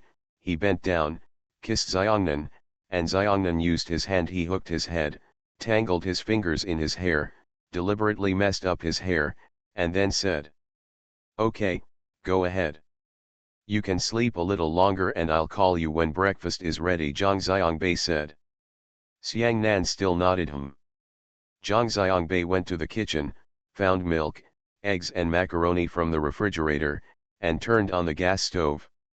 After being busy for a while, I turned around and saw Xiangnan standing at the door of the kitchen, leaning his head on the doorframe, looking at him blankly. Zhang Xiangbei asked, "Why didn't you sleep?" "I want to watch you cook," Xiangnan said, and came over, stood behind Zhang Xiangbei, hugged him from behind, and Zhang Xiangbei turned his head and kissed her. Zhang Xiangbei and Xiangnan said, "This is the only thing I found in the refrigerator. How about we eat milk, fried eggs and macaroni with tomato sauce?" Xiangnan nodded. Zhang Xiangbei said apologetically, "I'll make do with it today. Let's go to the supermarket in the evening and I'll prepare something delicious for you tomorrow." "No, I just want you to cook a pot of porridge. There is also bean curd in the refrigerator," Xiangnan said. "That's not okay. I'm here, and you have to enjoy it differently." Zhang Xiangbei said. Xiangnan nodded yet and rubbed his face against Zhang Xiangbei's back. The two of them finished breakfast, changed their clothes, walked to the door and stood face to face again. They looked at each other. Xiangnan blushed and said, "Some people tried to collect the food but didn't receive it." Zhang Xiangbei smiled and said, "There are vegetables waiting for someone to harvest them, but there are none." "Go," Xiangnan cursed. Zhang Xiangbei laughed and hugged her. The two hugged and kissed. Xiangnan said, "Zhang Xiangbei, this is actually very good, you know." "What's good?" Zhang Xiangbei asked. "Oh, that's it." Xiangnan gently bumped his head against Zhang Xiangbei's chest and said, "I feel very safe with you." Zhang Xiangbei nodded and said he knew, and asked jokingly, "My dish, do you want me to carry you into the elevator?" "Go, I'm your sister," Xiangnan said. "Come, hold my sister's hand, I will take you to work." Zhang Xiangbei smiled and said okay, took Xiangnan's hand, and the two of them walked out of the door. Zhang Xiangbei arrived at the office of the preparatory team. When people in the office saw him, they all gathered around. Zhang Xiangbei told everyone what their support team was going to do. Everyone shouted, "Isn't it just for sponsorship? It's simple, kill them, they will do it if they want to, and if they don't want to do it, they must do it." Zhang Xiangbei quickly said, "Buying and selling by force is not acceptable, it must be voluntary." "Okay, promise to volunteer, I'll go to Kiame Food," shouted the person from the Commerce Bureau. "I'll go to Yongcheng Tea Factory," someone else shouted immediately. Then, the Yandogwan Wajiapai Winery, which makes Yongcheng White Lotus, Yanzhou Salted Duck, Strawberry and White Pear, Baoka Tea and Thousand Island Silver Needle, all Yongcheng specialties were immediately claimed. Part of what needs to be signed is the agreement for the designated products of the theater festival. In addition, sponsoring units need to be recruited. Zhang Xiangbei told them that the sponsoring companies would have 5 cross-street banners, and the content was that XX company congratulated the Yongcheng International Street Theater Festival on the success, blah blah blah.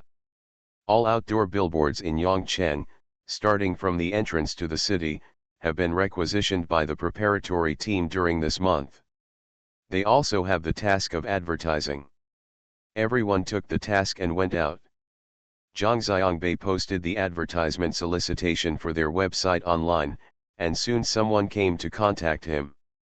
At around 10 o'clock, the man from the Commerce Bureau came back first. Zhang Xiangbei asked him, "How is Kiame Food?" He said it was done, an agreement for designated merchandise for the theater festival, and a sponsorship agreement of 50,000 yuan.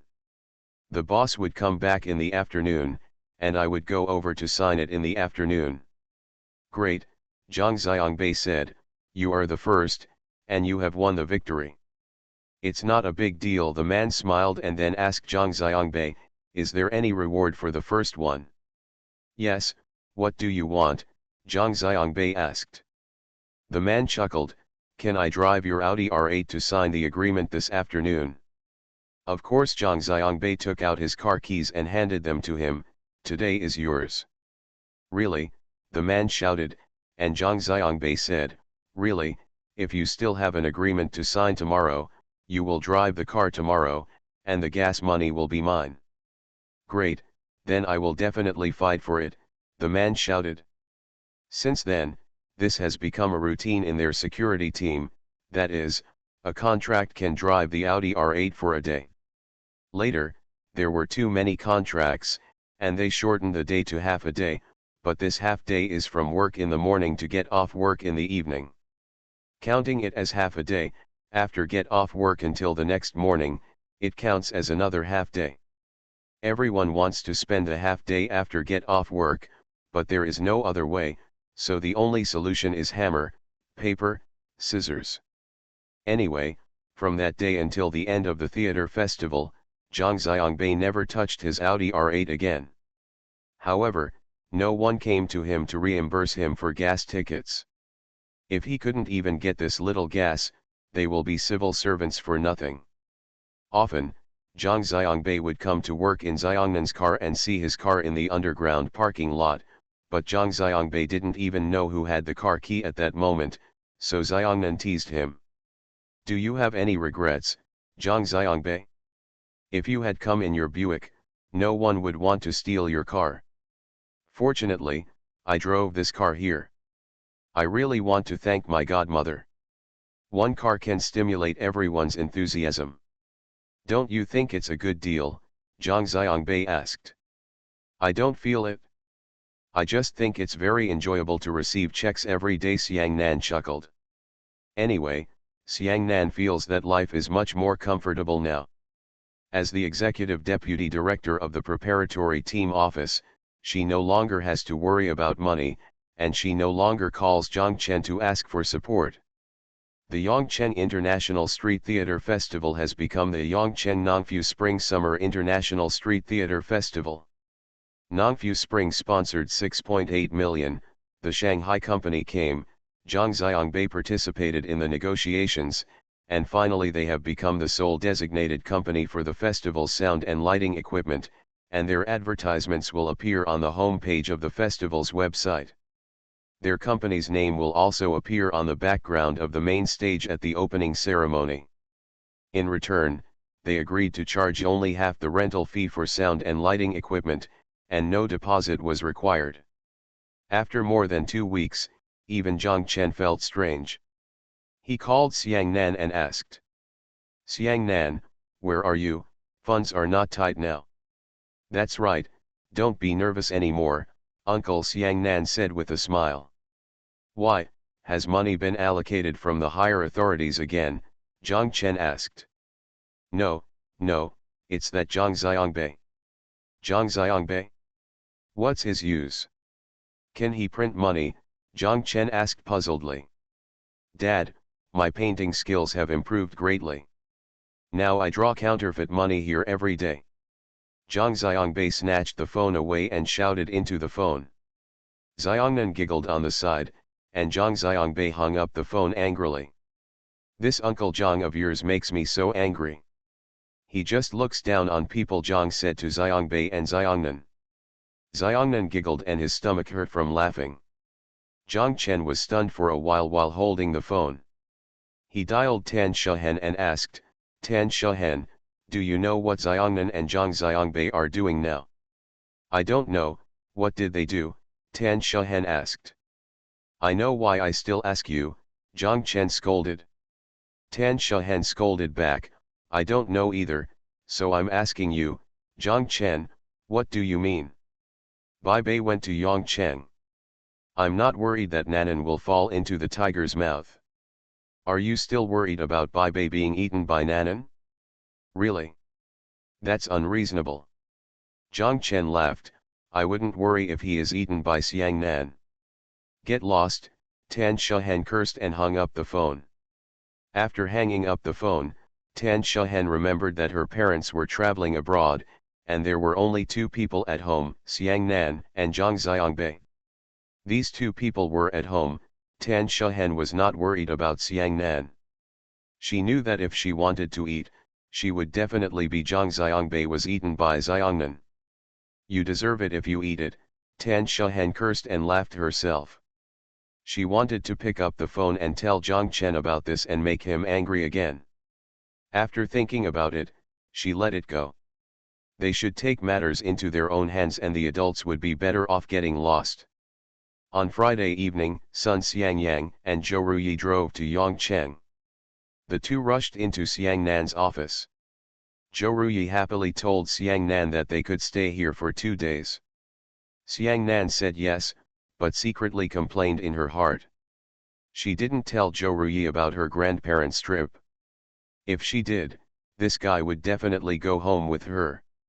How could he take her back to her current home? Xiangnan called the front desk of the hotel upstairs and booked a room for the two of them. Sun Xiangyang shouted, "I don't want to book it. Zhang Xiangbei and I can sleep in the same room." Xiang Nan held the phone in his hand and said to Sun Xiangyang, "When you were away, Zhang Xiangbei lived in our house, and he has his room there. Okay, then just let him sleep with me that night." "Come to a standard room," Sun Xiangyang said. "Hey, where is Zhang Xiangbei? Why didn't you see him?" "He's very busy now." Xiang Nan looked at his watch, "He should be back soon." Zhou Ruyi looked at Xiang Nan and asked, "Are you treating me like a bull?" Xiang Nan said yes, right. Just as he was talking, Zhang Xiangbei came in from the outside. When he saw Zhou Ruyi and Sun Xiangyang, he smiled and said, "I calculated with my fingers, and I know you should arrive today." As Zhang Xiangbei spoke, he handed a check in his hand to Xiang Nan. Sun Xiangyang stretched out his head to take a look. The check said 80,000. "Holy shit, what money," Sun Xiangyang shouted. "Here for robbery, how about you arrest me, police," Zhang Xiangbei said with a smile. "There are so many thieves in the mountains that we are too lazy to catch them," said Sun Xiangyang.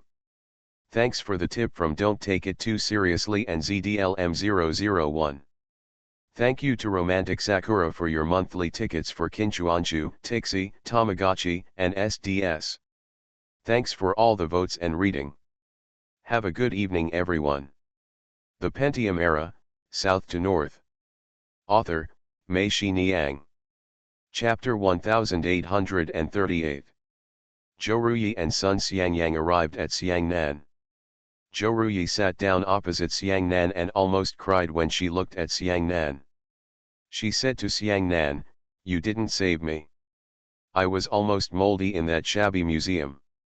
I sat there all day and couldn't even see a damn handsome guy. Go to our museum to see those shabby coins.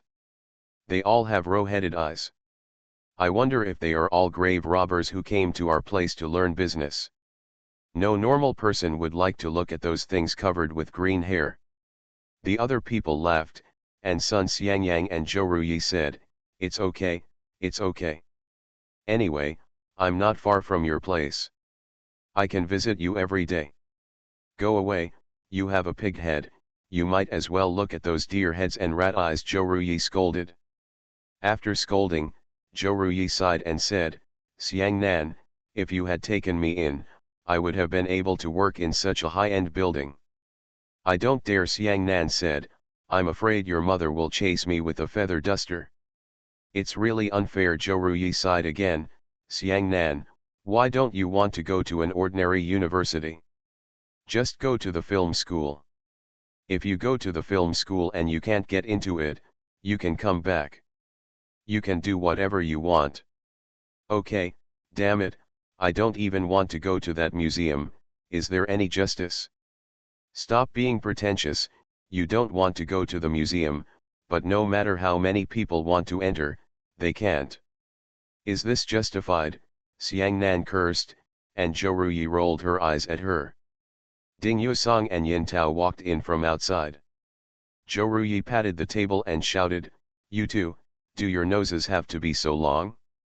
You show up when it's time to eat?" Yin Tao smiled and said, "Yes, I was down there in front. When I saw you guys coming, I knew that tonight's dinner was in order." "What about you, Xiaxiyan?" Zhou Ruyi asked Ding Yusong. Ding Yusong pointed at Yin Tao and said, "She asked me to have dinner, so I came. Am I wrong?" "That's right, you won't eat mine anyway," Zhou Ruyi shouted. Xiangnan looked at his watch and asked Zhou Ruyi, "Tell me, what do you want to eat?" "After entering this building, I don't want to go out," Zhou Ruyi said. After Xiangnan agreed, she picked up the phone on the table and called the restaurant upstairs to ask them to reserve a box. "I want to sing after eating." I have some new songs to sing for you, Zhou said. Xiang Nan agreed, then called to go to the KTV upstairs and asked for another box. Ding Yusong frowned and said to Zhou Ruyi, can I discuss something with you? What? Let's go to a KTV.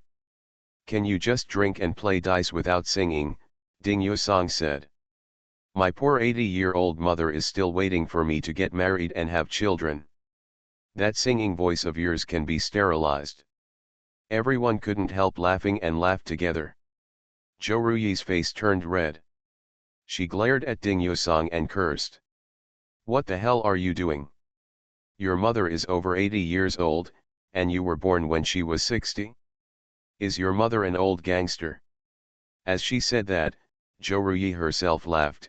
My song may be able to cure your infertility. Your 80-year-old mother still needs to thank me.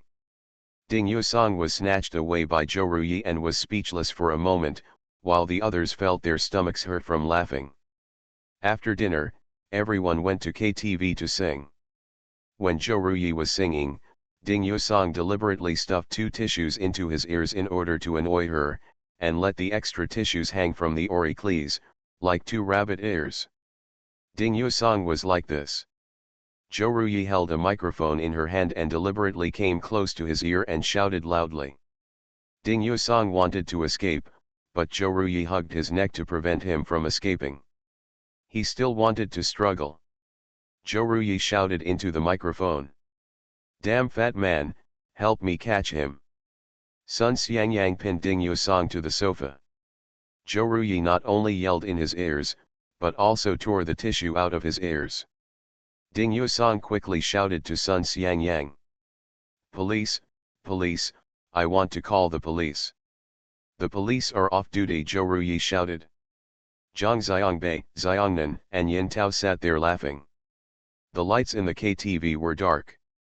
Zhang Xiangbei and Xiangnan stretched one hand behind them, hid it in the corner of the sofa, and held it together. Everyone was noisy until midnight, and then they ended up walking to the Chu Xiao Menkao for a late-night snack.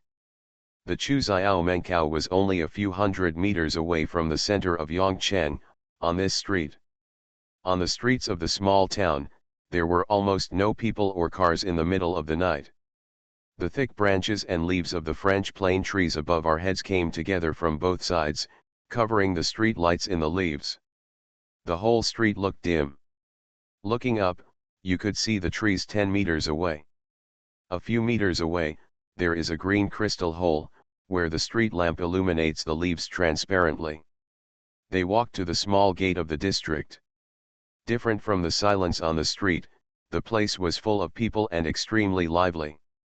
The tables in front of every restaurant were almost full. Summer is the best season for late-night snacks, and this is the most popular time.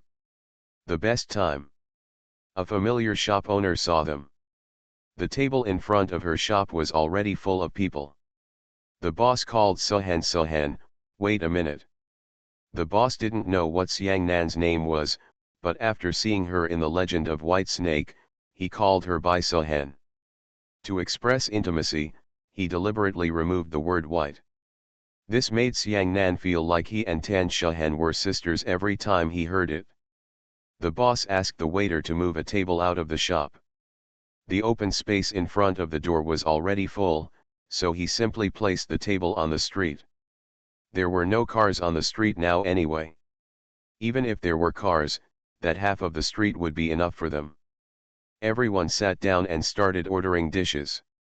The spicy fish fillets and fried snails were must orders. They also came with a stewed taro steak, a stir-fried beef with shredded radish, half a duck in sauce, and a portion of braised tripe. A large plate of salted peanuts and a portion of fried river prawns. Xiang Nan and Yin Tao drank coconut water, while everyone else drank cold beer. While they were eating and drinking, a car roared past them, and Ding Yusong cursed. It's really hard, I don't stop for a moment, and now I'm still showing off.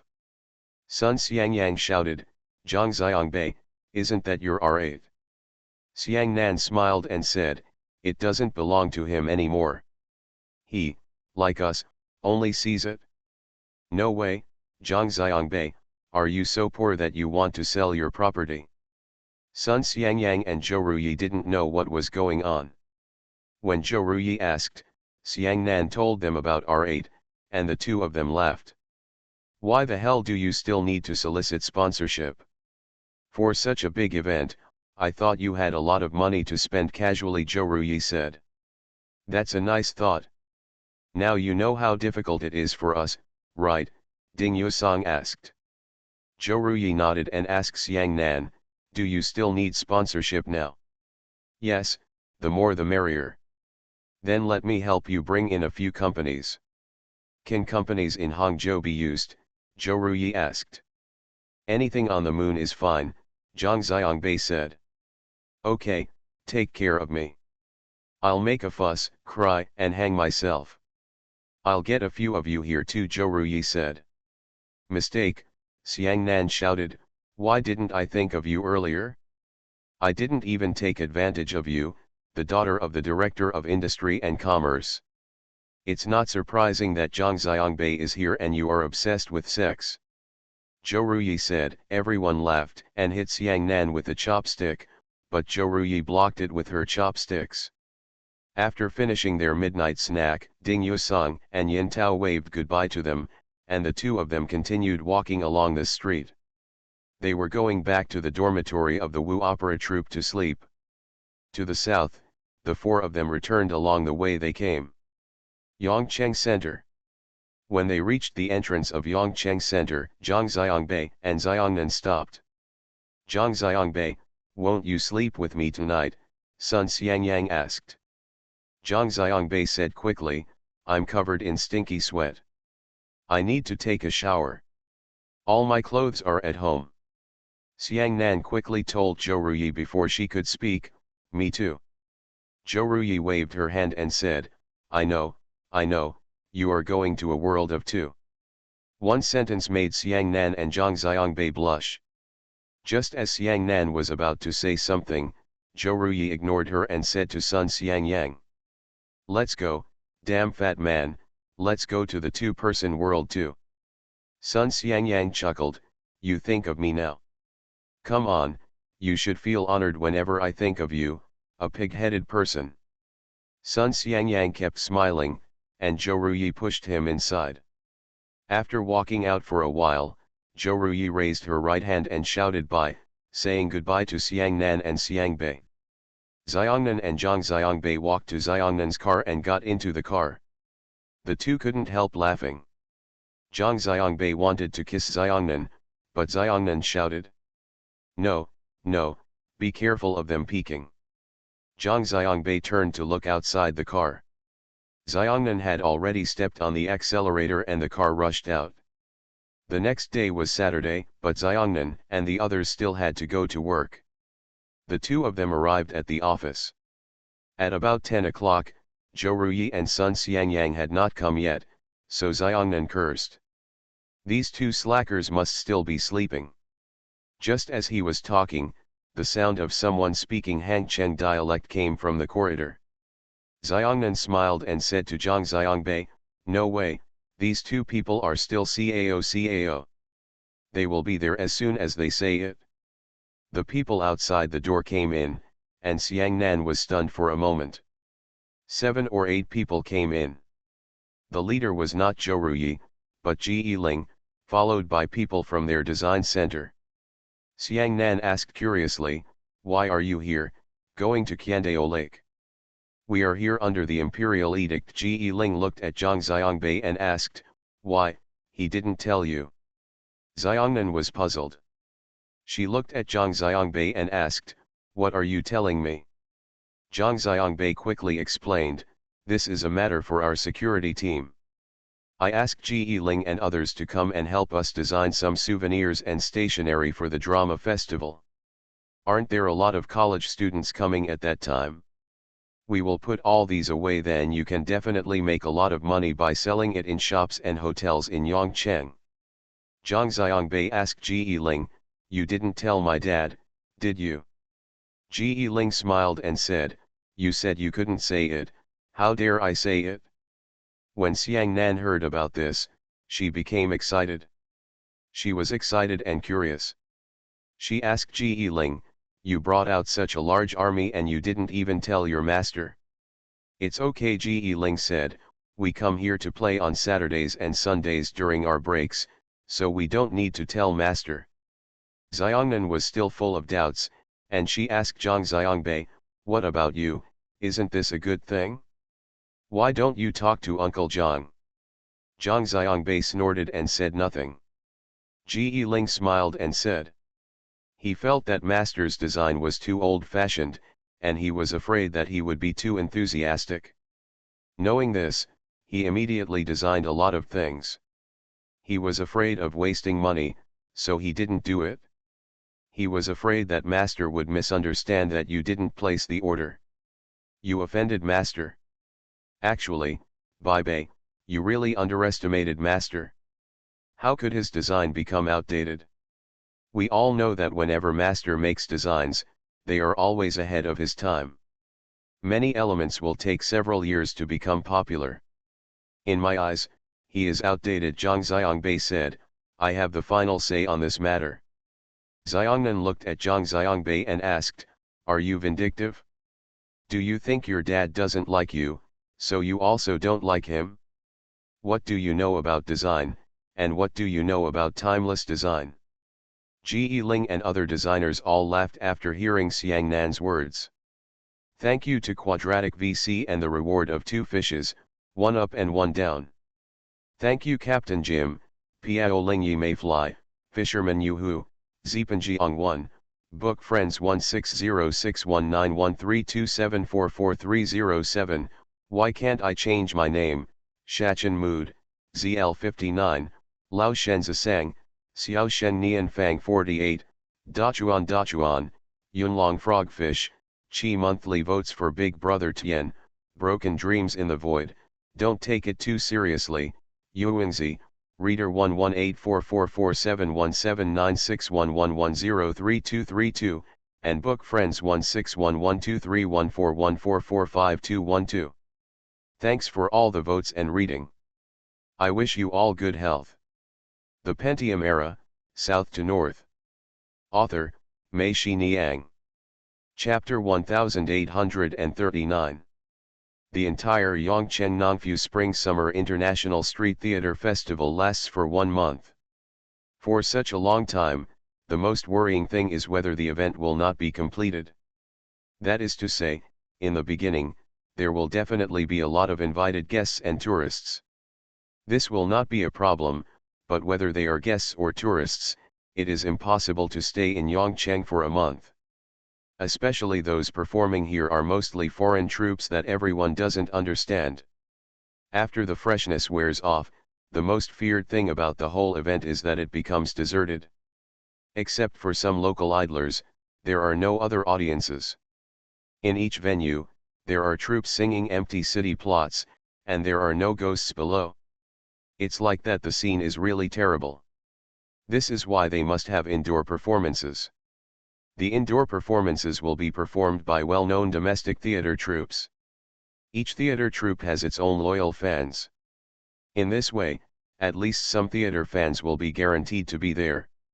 Stay here until the end of the theater festival.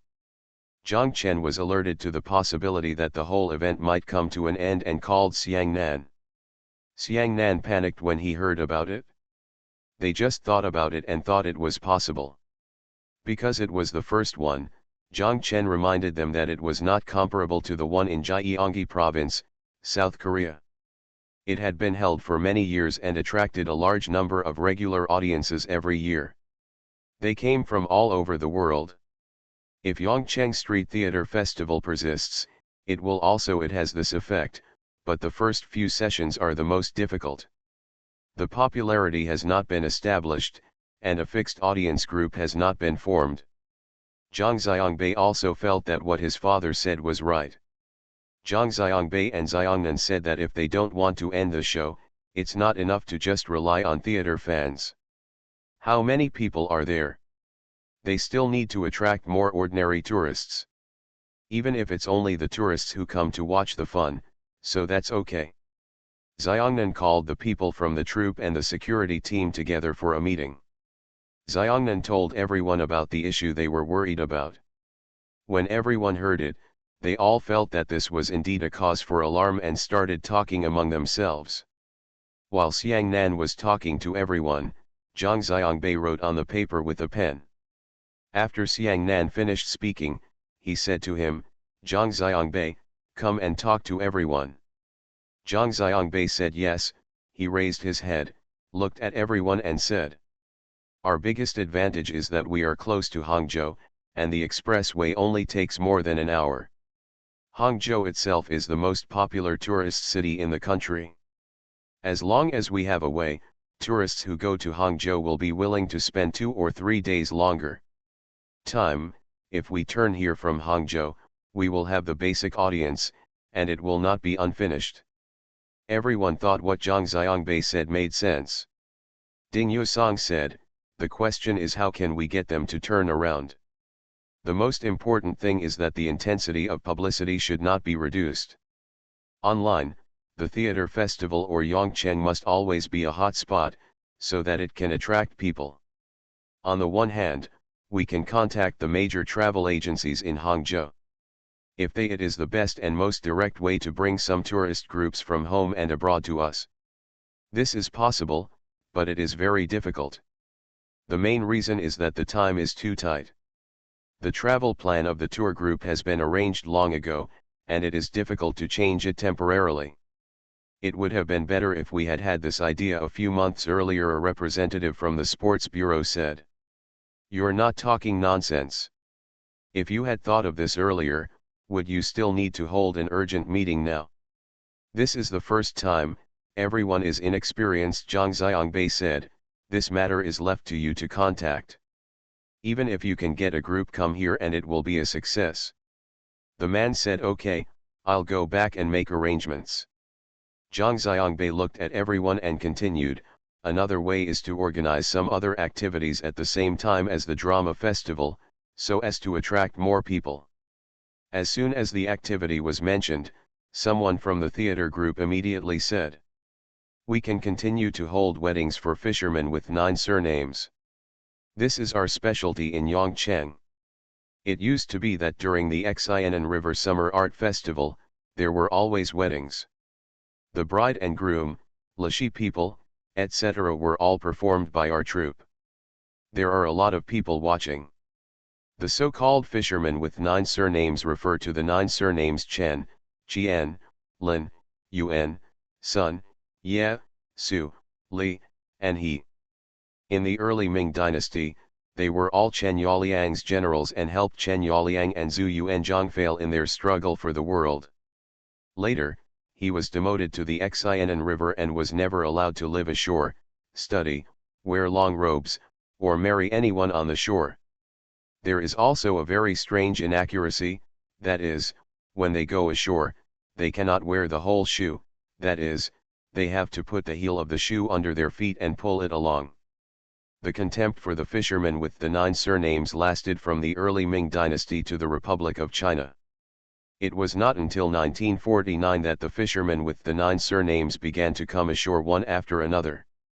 First there were new fishermen's villages, and then they became integrated into the crowd, making them indistinguishable from each other. This kind of contempt for a certain group of people will last for a long time. When Zhang Chen and his friends were young, fishermen with the 9 surnames had already begun to come ashore, but the contempt for them was still there. Yongcheng people have a proper name for these fishermen, called Yulangning. If a person is called Yulangning, it means that his family is a boatman, young men and women, and they can even talk about love. Pass them, although the ban on intermarriage has long been abolished. The fishermen with the 9 surnames have lived on the Xianan River for generations and have formed their own unique living customs, especially the bride throwing in their wedding ceremony, which means throwing the bride from her mother's family's boat to her husband's family's boat. There is a complete set of the process is very enjoyable to watch. In the past 10 years, the fishermen with the 9 surnames have been assimilated into the people of Yongcheng. After everyone became unfamiliar with the word Wei Langning, the weddings of the fishermen with the 9 surnames were excavated and used as folk performances. Zhang Xiangbei said yes, this is okay, but this alone is not enough. When it comes to Zinanjiang, I thought that we can continue to make a fuss about 7017. What 7017? Xiangnan asked. Haha, I remembered it when you asked. We can use 7017 as a code and spread it on the internet. 7017 is the code of Yongcheng. Zhang Xiangbei laughed. Stop being so pretentious, tell me quickly, what is 7017, Yin Tao shouted. I concluded that 70 is the water in the Xianan River in Yongcheng. It is the water flowing out from a depth of 70 meters below the Qiandao Lake Reservoir. That's why it is so clear. That's why the largest bottling plant of Nongfu Spring is here. 17 is the section of the river. The water temperature is 17 degrees all year round. The water is hot in winter and ice in summer. 7017, isn't it awesome? Zhang Xiangbei said proudly, and everyone laughed and thought this code was good. Okay, how about we hold a summer-winter swim? Zhang Xiangbei's thoughts wandered away, and he immediately thought of it. His eyes lit up and he shouted. There is winter swimming in the summer? Zhang Xiangbei, are you out of your mind? Ding Yusong scolded. It doesn't exist in other places, but we have it here. This is unique, Zhang Xiangbei said. Ding Yusong, the outdoor temperature is over 40 degrees now. If I ask you to go to the riverside and stand in the water for 10 minutes, can you stand still? No, I can only stand for 4 or 5 minutes at most, Ding Yusong said. Xiao Xiyan is bragging, I think you can stand there for 2 or 3 minutes at most, someone said from the side. Look, you can't stand for 10 minutes. If you cross the entire Xianan River, will only winter swimming enthusiasts be able to bear it? Zhang Xiangbei said, there are so many winter swimming enthusiasts across the country. At this time, where can we go for winter swimming? If we say that Yongcheng can swim in winter in the summer, will it attract them? Not bad, Zhang Xiangbei, this is a good idea, Xiangnan shouted. Also, as long as we type out the 4 words summer swimming and winter swimming, Zhang Xiangbei said, comrades, the red sun is scorching like a fire. The 4 words summer swimming and winter swimming are more attractive than any summer resort. Power. Even those who are not winter swimming enthusiasts, but just want to cool off, will they come over immediately when they see it? Okay, Zhang Xiangbei, this is okay, Ding Yusong said. Come on, tell me, do you have any good ideas? Xiangnan said. I still have some ideas, but I need my godmother's support for this. Zhang Xiangbei turned to Xiangnan and said softly. Want to sponsor? No need. We have money in our account, so just tell us what activities to do, Xiangnan urged. It's not about money, Zhang Xiangbei said, people hold singing contests and modeling contests. In my opinion, I think they are all outdated. How about we work with Fanhua Network to hold an online live broadcast contest? Let them come to us to do it, select their network anchors, and the audience votes online. Can we attract a lot of people? This. Xiangnan nodded, yes, it can attract a lot of people, but it's all online. No matter how many people there are online, what does it have to do with us? In the blink of an eye, online can change to offline, Zhang Xiangbei said. During the competition, several internet celebrities will be arranged to hold fan meetings every day to have close contact with fans and canvass votes for themselves. They're crazy fans. If they have this opportunity, they won't all run to Yongcheng. Wonderful, Zhang Xiangbei, this can really attract a lot of people. In this way, our drama festival will become an internet celebrity fan festival, Ding Yusong said. No matter what kind of plot he should be broad-minded and lively in his thinking. As long as someone comes, it's fine. It's such a small place. If someone comes, you're still afraid that he won't just take a look at it. Go to every theater venue to watch it. Fresh. As long as we can ensure that we don't mess up, I think we can consciously put the finals of this live broadcast competition a little later. The drama festival will close on the 20th. We will put the final of the live broadcast competition on the 23rd. This will ensure that until the end of the drama festival, there will be many outsiders in Yongcheng. As long as we can ensure that it does not end, we will succeed, and I will treat everyone to dinner then. Is the upper limit still uncapped? Someone shouted. Zhang Xiangbei said yes, not only is there no cap, but each of you can bring someone else with you, whether they are family members, girlfriends, or boyfriends. Is that okay? As Zhang Xiangbei spoke, everyone kept nodding and saying yes, this is humane. At this time, when Xiangnan looked at Zhang Xiangbei, he felt that he no longer looked like Lu Ligan, but indeed looked like Zhang Chen. Come on, do it as you say, do it right away. From the Bureau of Culture, Tourism, and Sports, do you need your unit's approval to hold summer and winter swimming? If necessary, go back to your unit immediately to go through the formalities. The Public Security Bureau also needs to register? That's up to you. Netcom yes, do you need any procedures for the online live broadcast competition? It's up to you. The fisherman with the surname Zhu also needs procedures, right? He's from the Bureau of Culture, Tourism, and Sports? That's yours too. Everyone, let's continue to think about what other activities we have. Please bring them up tomorrow. The more the better. By the way, you guys from the Youth League Committee, so many online commentators below, recommend these activities of ours, especially the Code 7017. How about going online? Raising troops for 1,000 days and using them for a while. If you don't move now, when will you wait?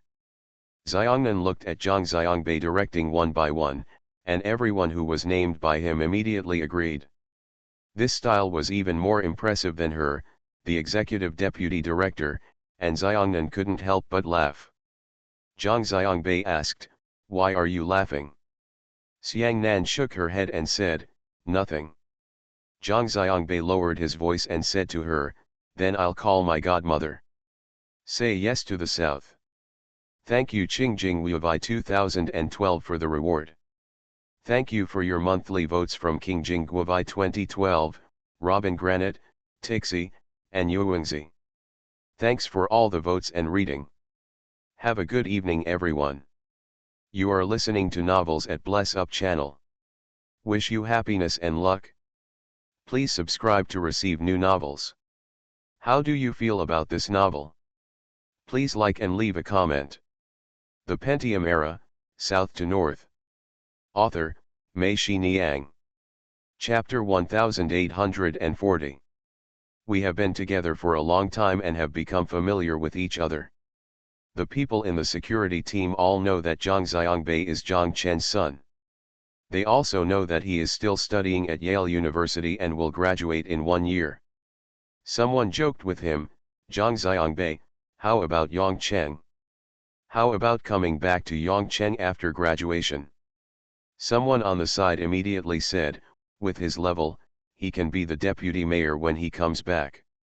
Hey, you guys think, if our Yongcheng has a deputy mayor who drives an Audi R8, wouldn't it be great? He is the only one in the province. One, right. Not only in the province, but also in the whole country, he is the only one. Moreover, even the Discipline Inspection Commission has made it easier. Sugar-coated silver bullets will definitely not be able to hit him, someone said.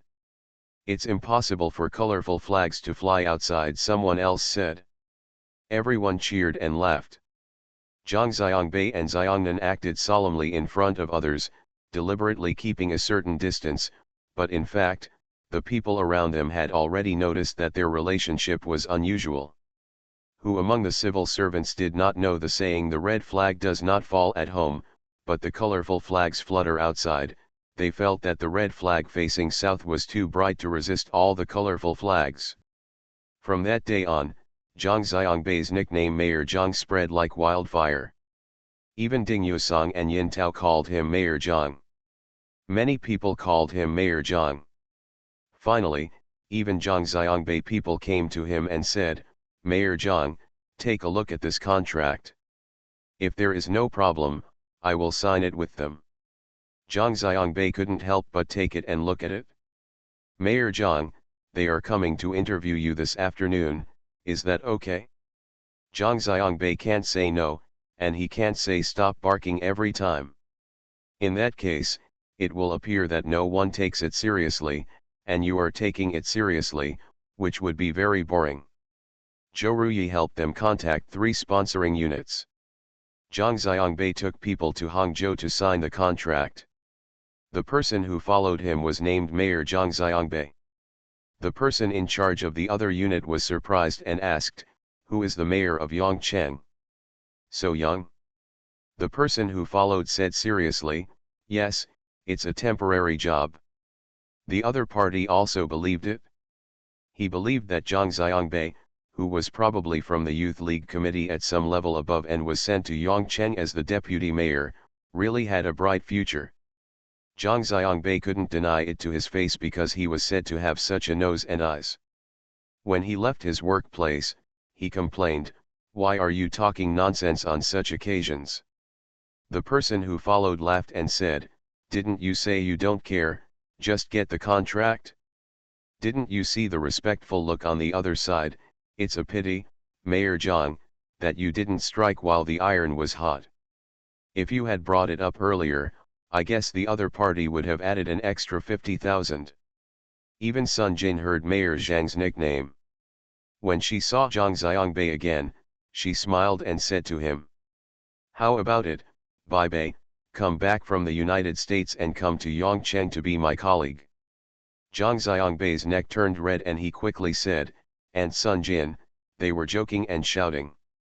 "Auntie, I'm telling you the truth, we really lack cotters like you who are motivated and have a global perspective," Sun Jin said. Zhang Xiangbei chuckled and refused to come out. The Yongcheng Nongfu Spring-Summer International Street Theater Festival has finally opened. Never before have so many foreign tourists poured into Yongcheng, and never have so many foreigners appeared on the streets of Yongcheng, with such rich skin colors. It was an eye-opener for the citizens of Yongcheng, a small town in the mountainous area of western Zhejiang province. In the cultural square and the riverside park below, various performance groups are performing free performances. With Yongcheng Center and Cultural Square as the center, the Xianan Road radiating out is closed to vehicles after 6 p.m. It turned into a pedestrian street, and on both sides of the street were stalls approved by the preparatory team. Mainly selling and making various Yongcheng specialty snacks, including small wontons and dumplings, egg and spinach fried rice cakes, tofu buns and chive meatloaf, red bean and sesame mochi rice cakes, blue rice cakes, and there are those making pancakes with pickled sesame meat, fried buckwheat dumplings and fried dumplings, wheat cakes and shortbreads, and there are also those making maltos and water-cooked chicken on site, and even tofu rolled in pig blood. There are also shops selling chun and old lady chicken wings and various barbecues. Even the locals in Yongcheng don't know that there are so many delicious snacks in Yongcheng. After eating half of it, there is still half a belly, so keep it and take it to the street. After my stomach was full, I walked to the cultural square and the Zhongbian company below to watch the foreigners performing. Although I couldn't understand what they were singing, I only had a brief introduction to understand a general and specific situation, including what was happening on the stage. Who is who and what is the relationship to each other is all blurry, but what does it matter? Just be happy and novel. Why do you need to know so much? Seeing that I was a little hungry, I continued to go shopping and eat on Xianan Road, and then went home. No matter which corner I lived in, I often met foreigners who were traveling with them. They were returning to the family hotel where they were staying. Go, lower your head and raise your head, you will see so many outsiders right next to you.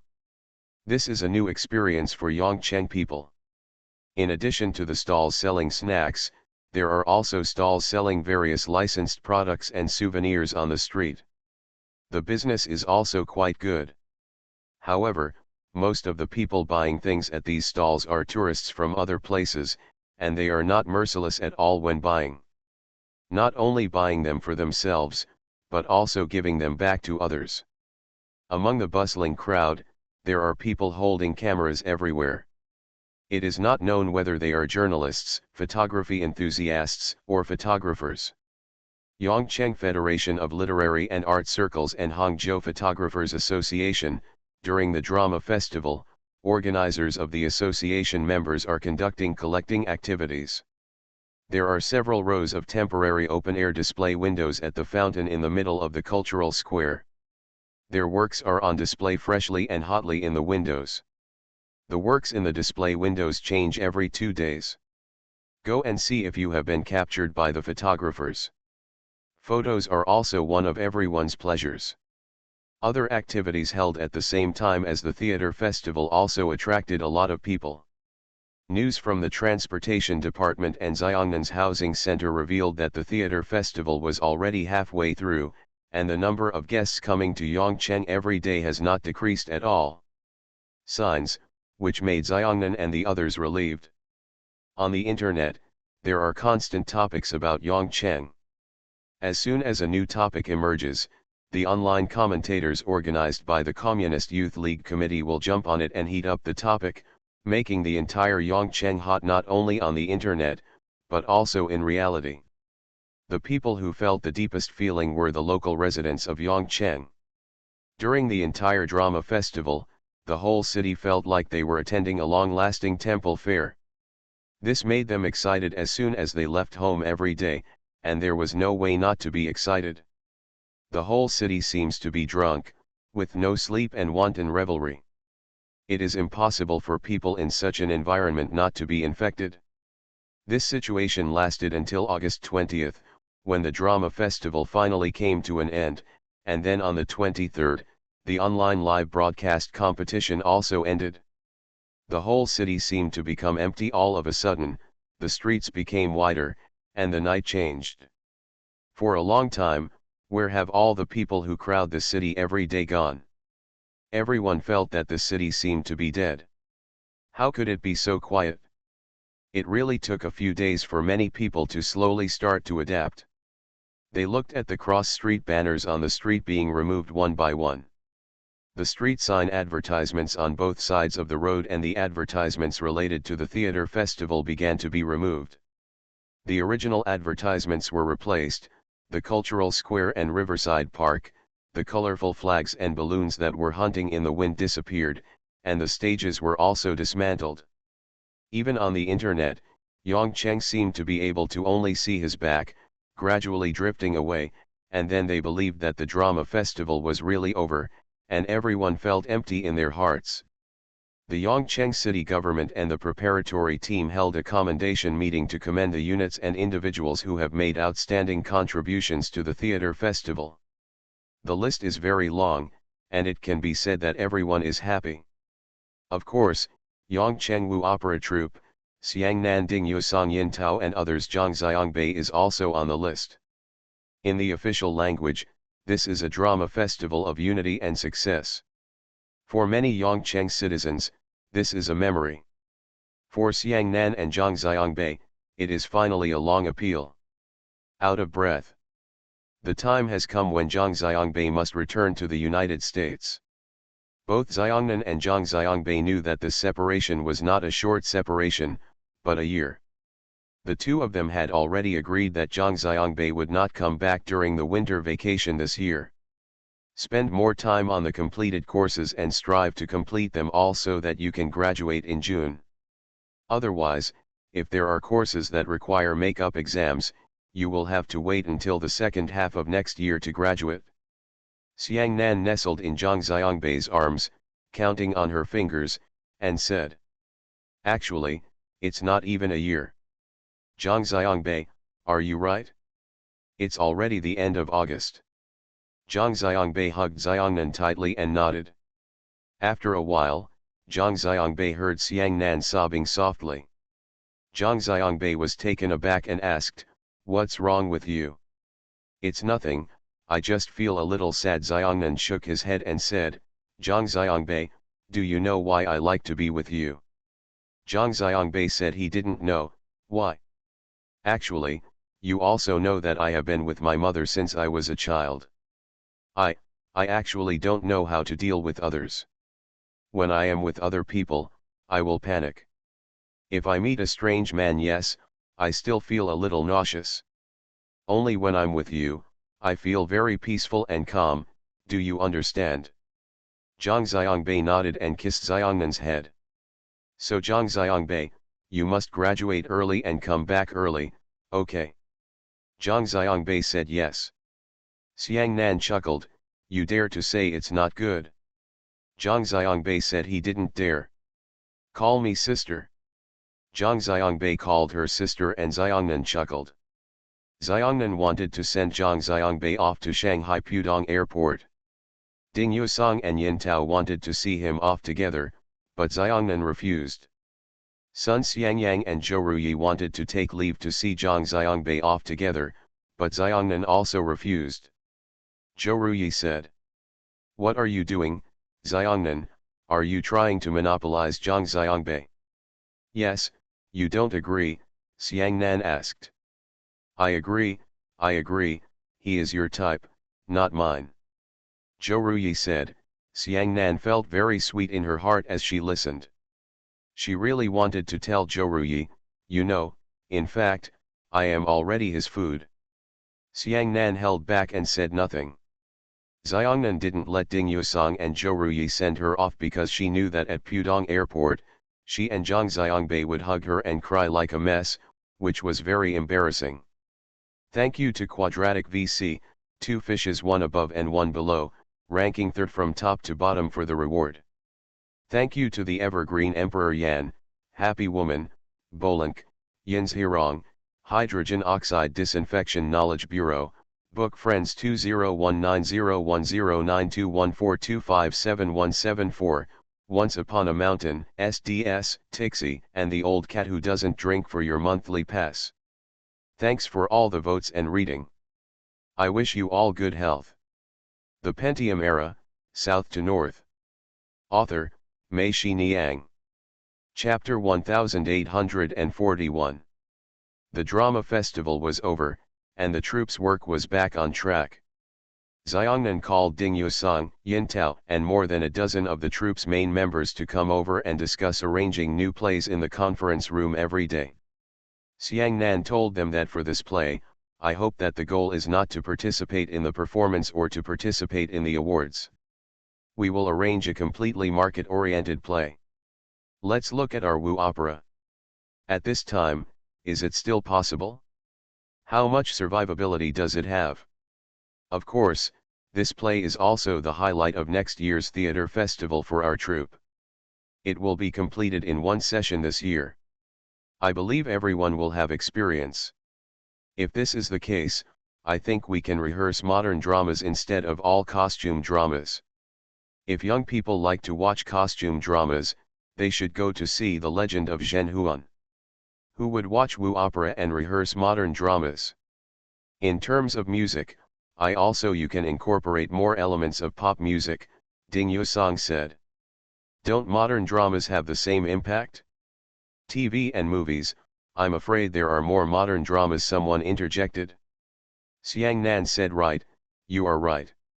It can be said that TV and movies have the greatest impact on our drama. I think that before we arrange new dramas, we must first have a positioning, that is, what is drama?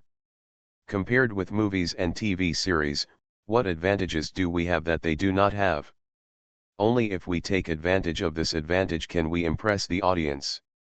Let me start by saying that I think our dramas and movies have the same thing, that is, we condense the entire story, all the contradictions and conflicts into these few hours.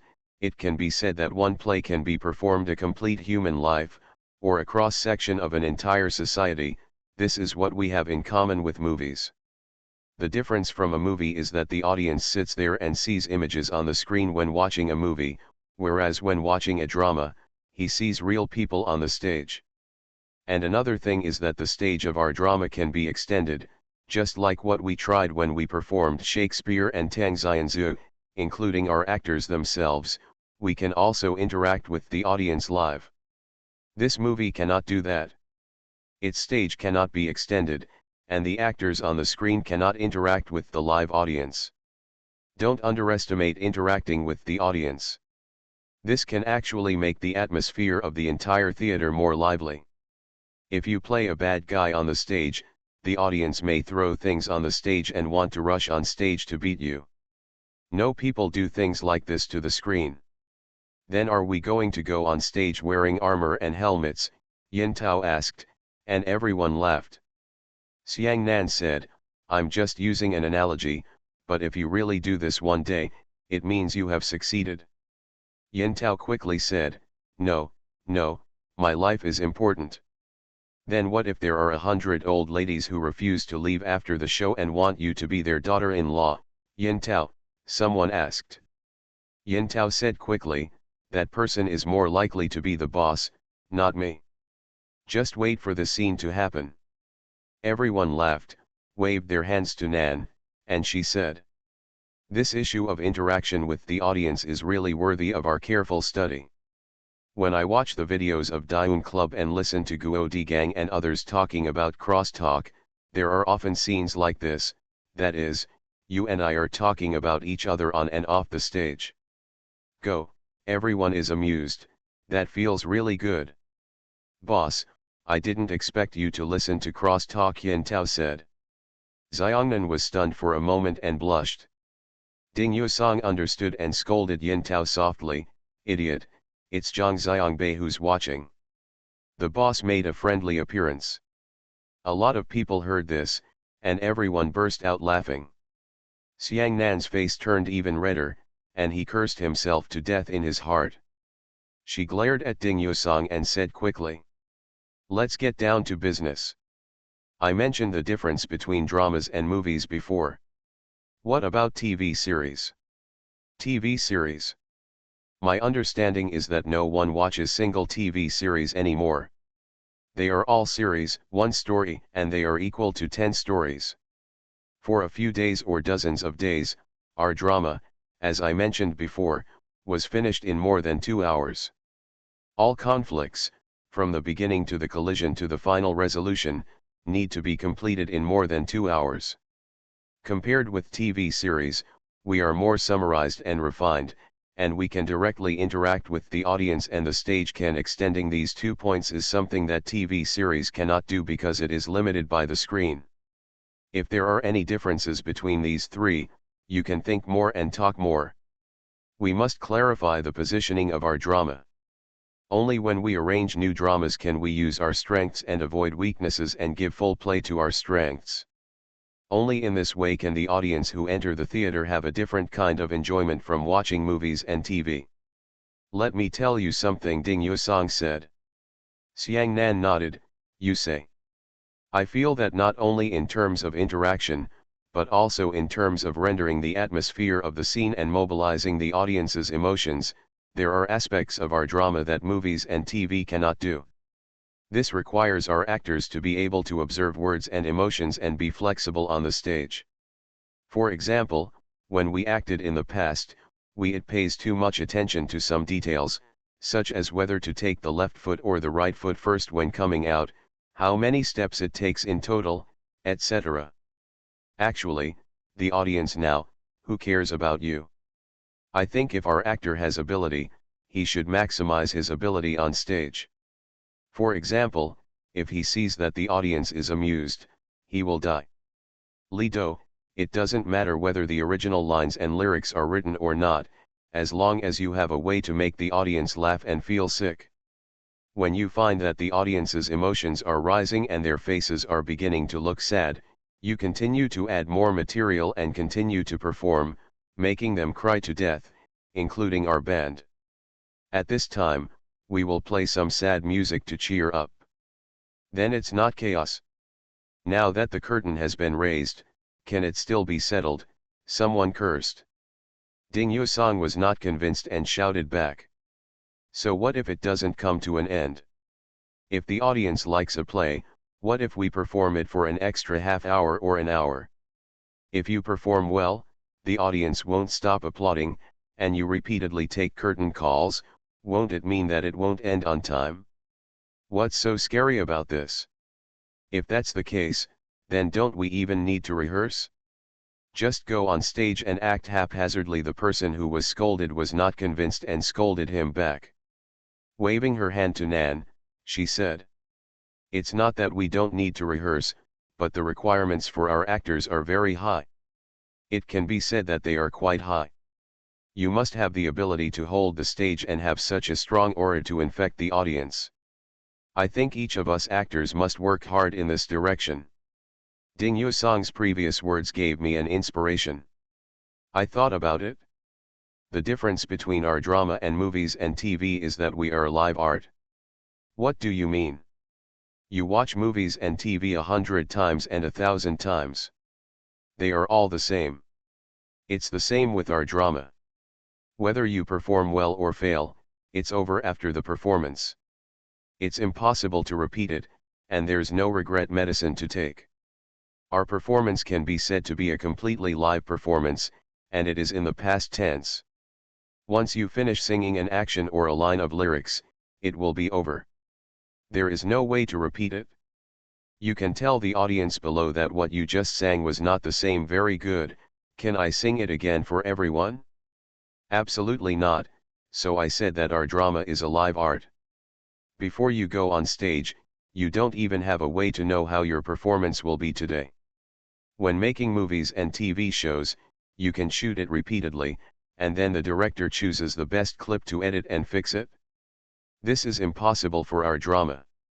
Now that we understand that art is the art of the scene, let's go back and think about whether Ding Yusong's previous proposal makes sense. If our actors can do this, the whole play will have a positive impact on the scene.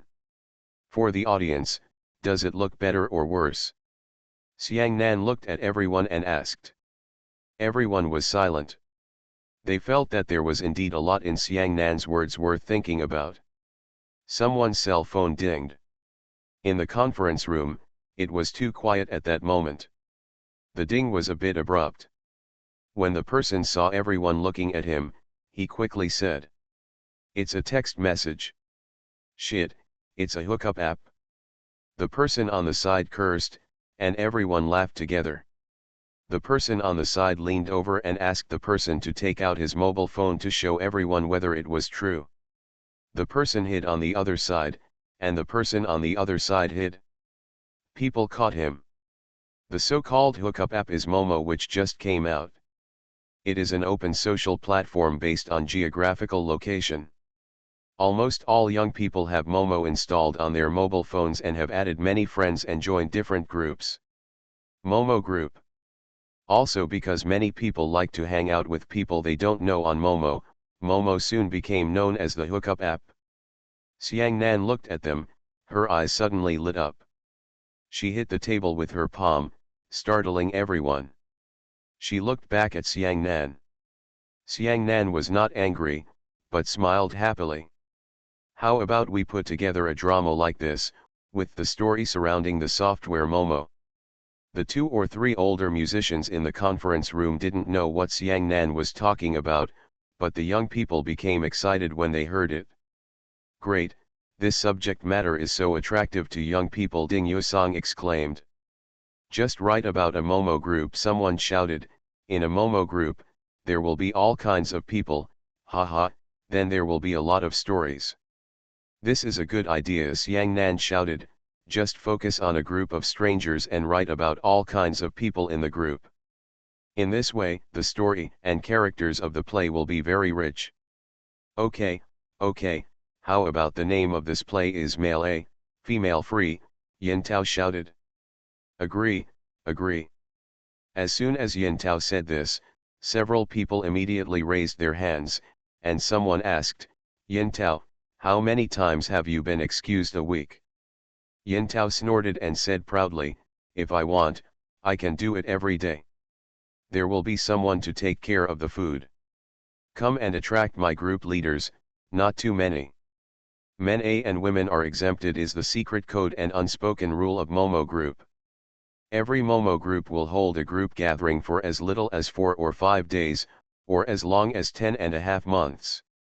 The group gatherings usually take place at KTVs, tea houses, or hotels, where everyone eats, chats, and plays together. The group gatherings are usually held on the same day. All fees are borne by all men who participate, while women are free of charge. This is called men A and women are free. Now, group gatherings have quickly turned sour. Someone sensed that there was profit in it. He would start more than a dozen groups by himself. The administrators appointed by each group were young and beautiful girls. He used these girls to the child's avatar attracts many people to join the group. More than a dozen groups take turns and hold group gatherings every day. The group leader takes everyone to KTV, tea houses, or hotels. He gets kickbacks from these places, and he turns the group gatherings into a business. For a beautiful girl like Yin Tao, there will definitely be many group owners trying to pull her in. If she is willing, it is really possible for her to join more than a dozen different groups, take turns to attend group gatherings every day, and be exempted every day. The theme has been decided, and even the title of the play has been decided. The next step is to invite the screenwriter to come over, and everyone will provide materials and put together the story. Xiang Nan said to Yin Tao and several other actresses, "You guys join different groups for me immediately. The more the better. Go to more group gatherings to collect materials. By the way, when the screenwriter comes, you invite him to join the group and bring him with you every day he went to a group party." A's money comes from the group, Yin Tao asked. Okay, Xiang Nan said. Thank you for mentioning 11, Wooden Man. Remember the original intention. If you don't see a future, 0 surrender and lose half 0 Yunlong Frogfish, Yuengzi's monthly ticket. Thanks for all the votes and reading. Have a good evening everyone.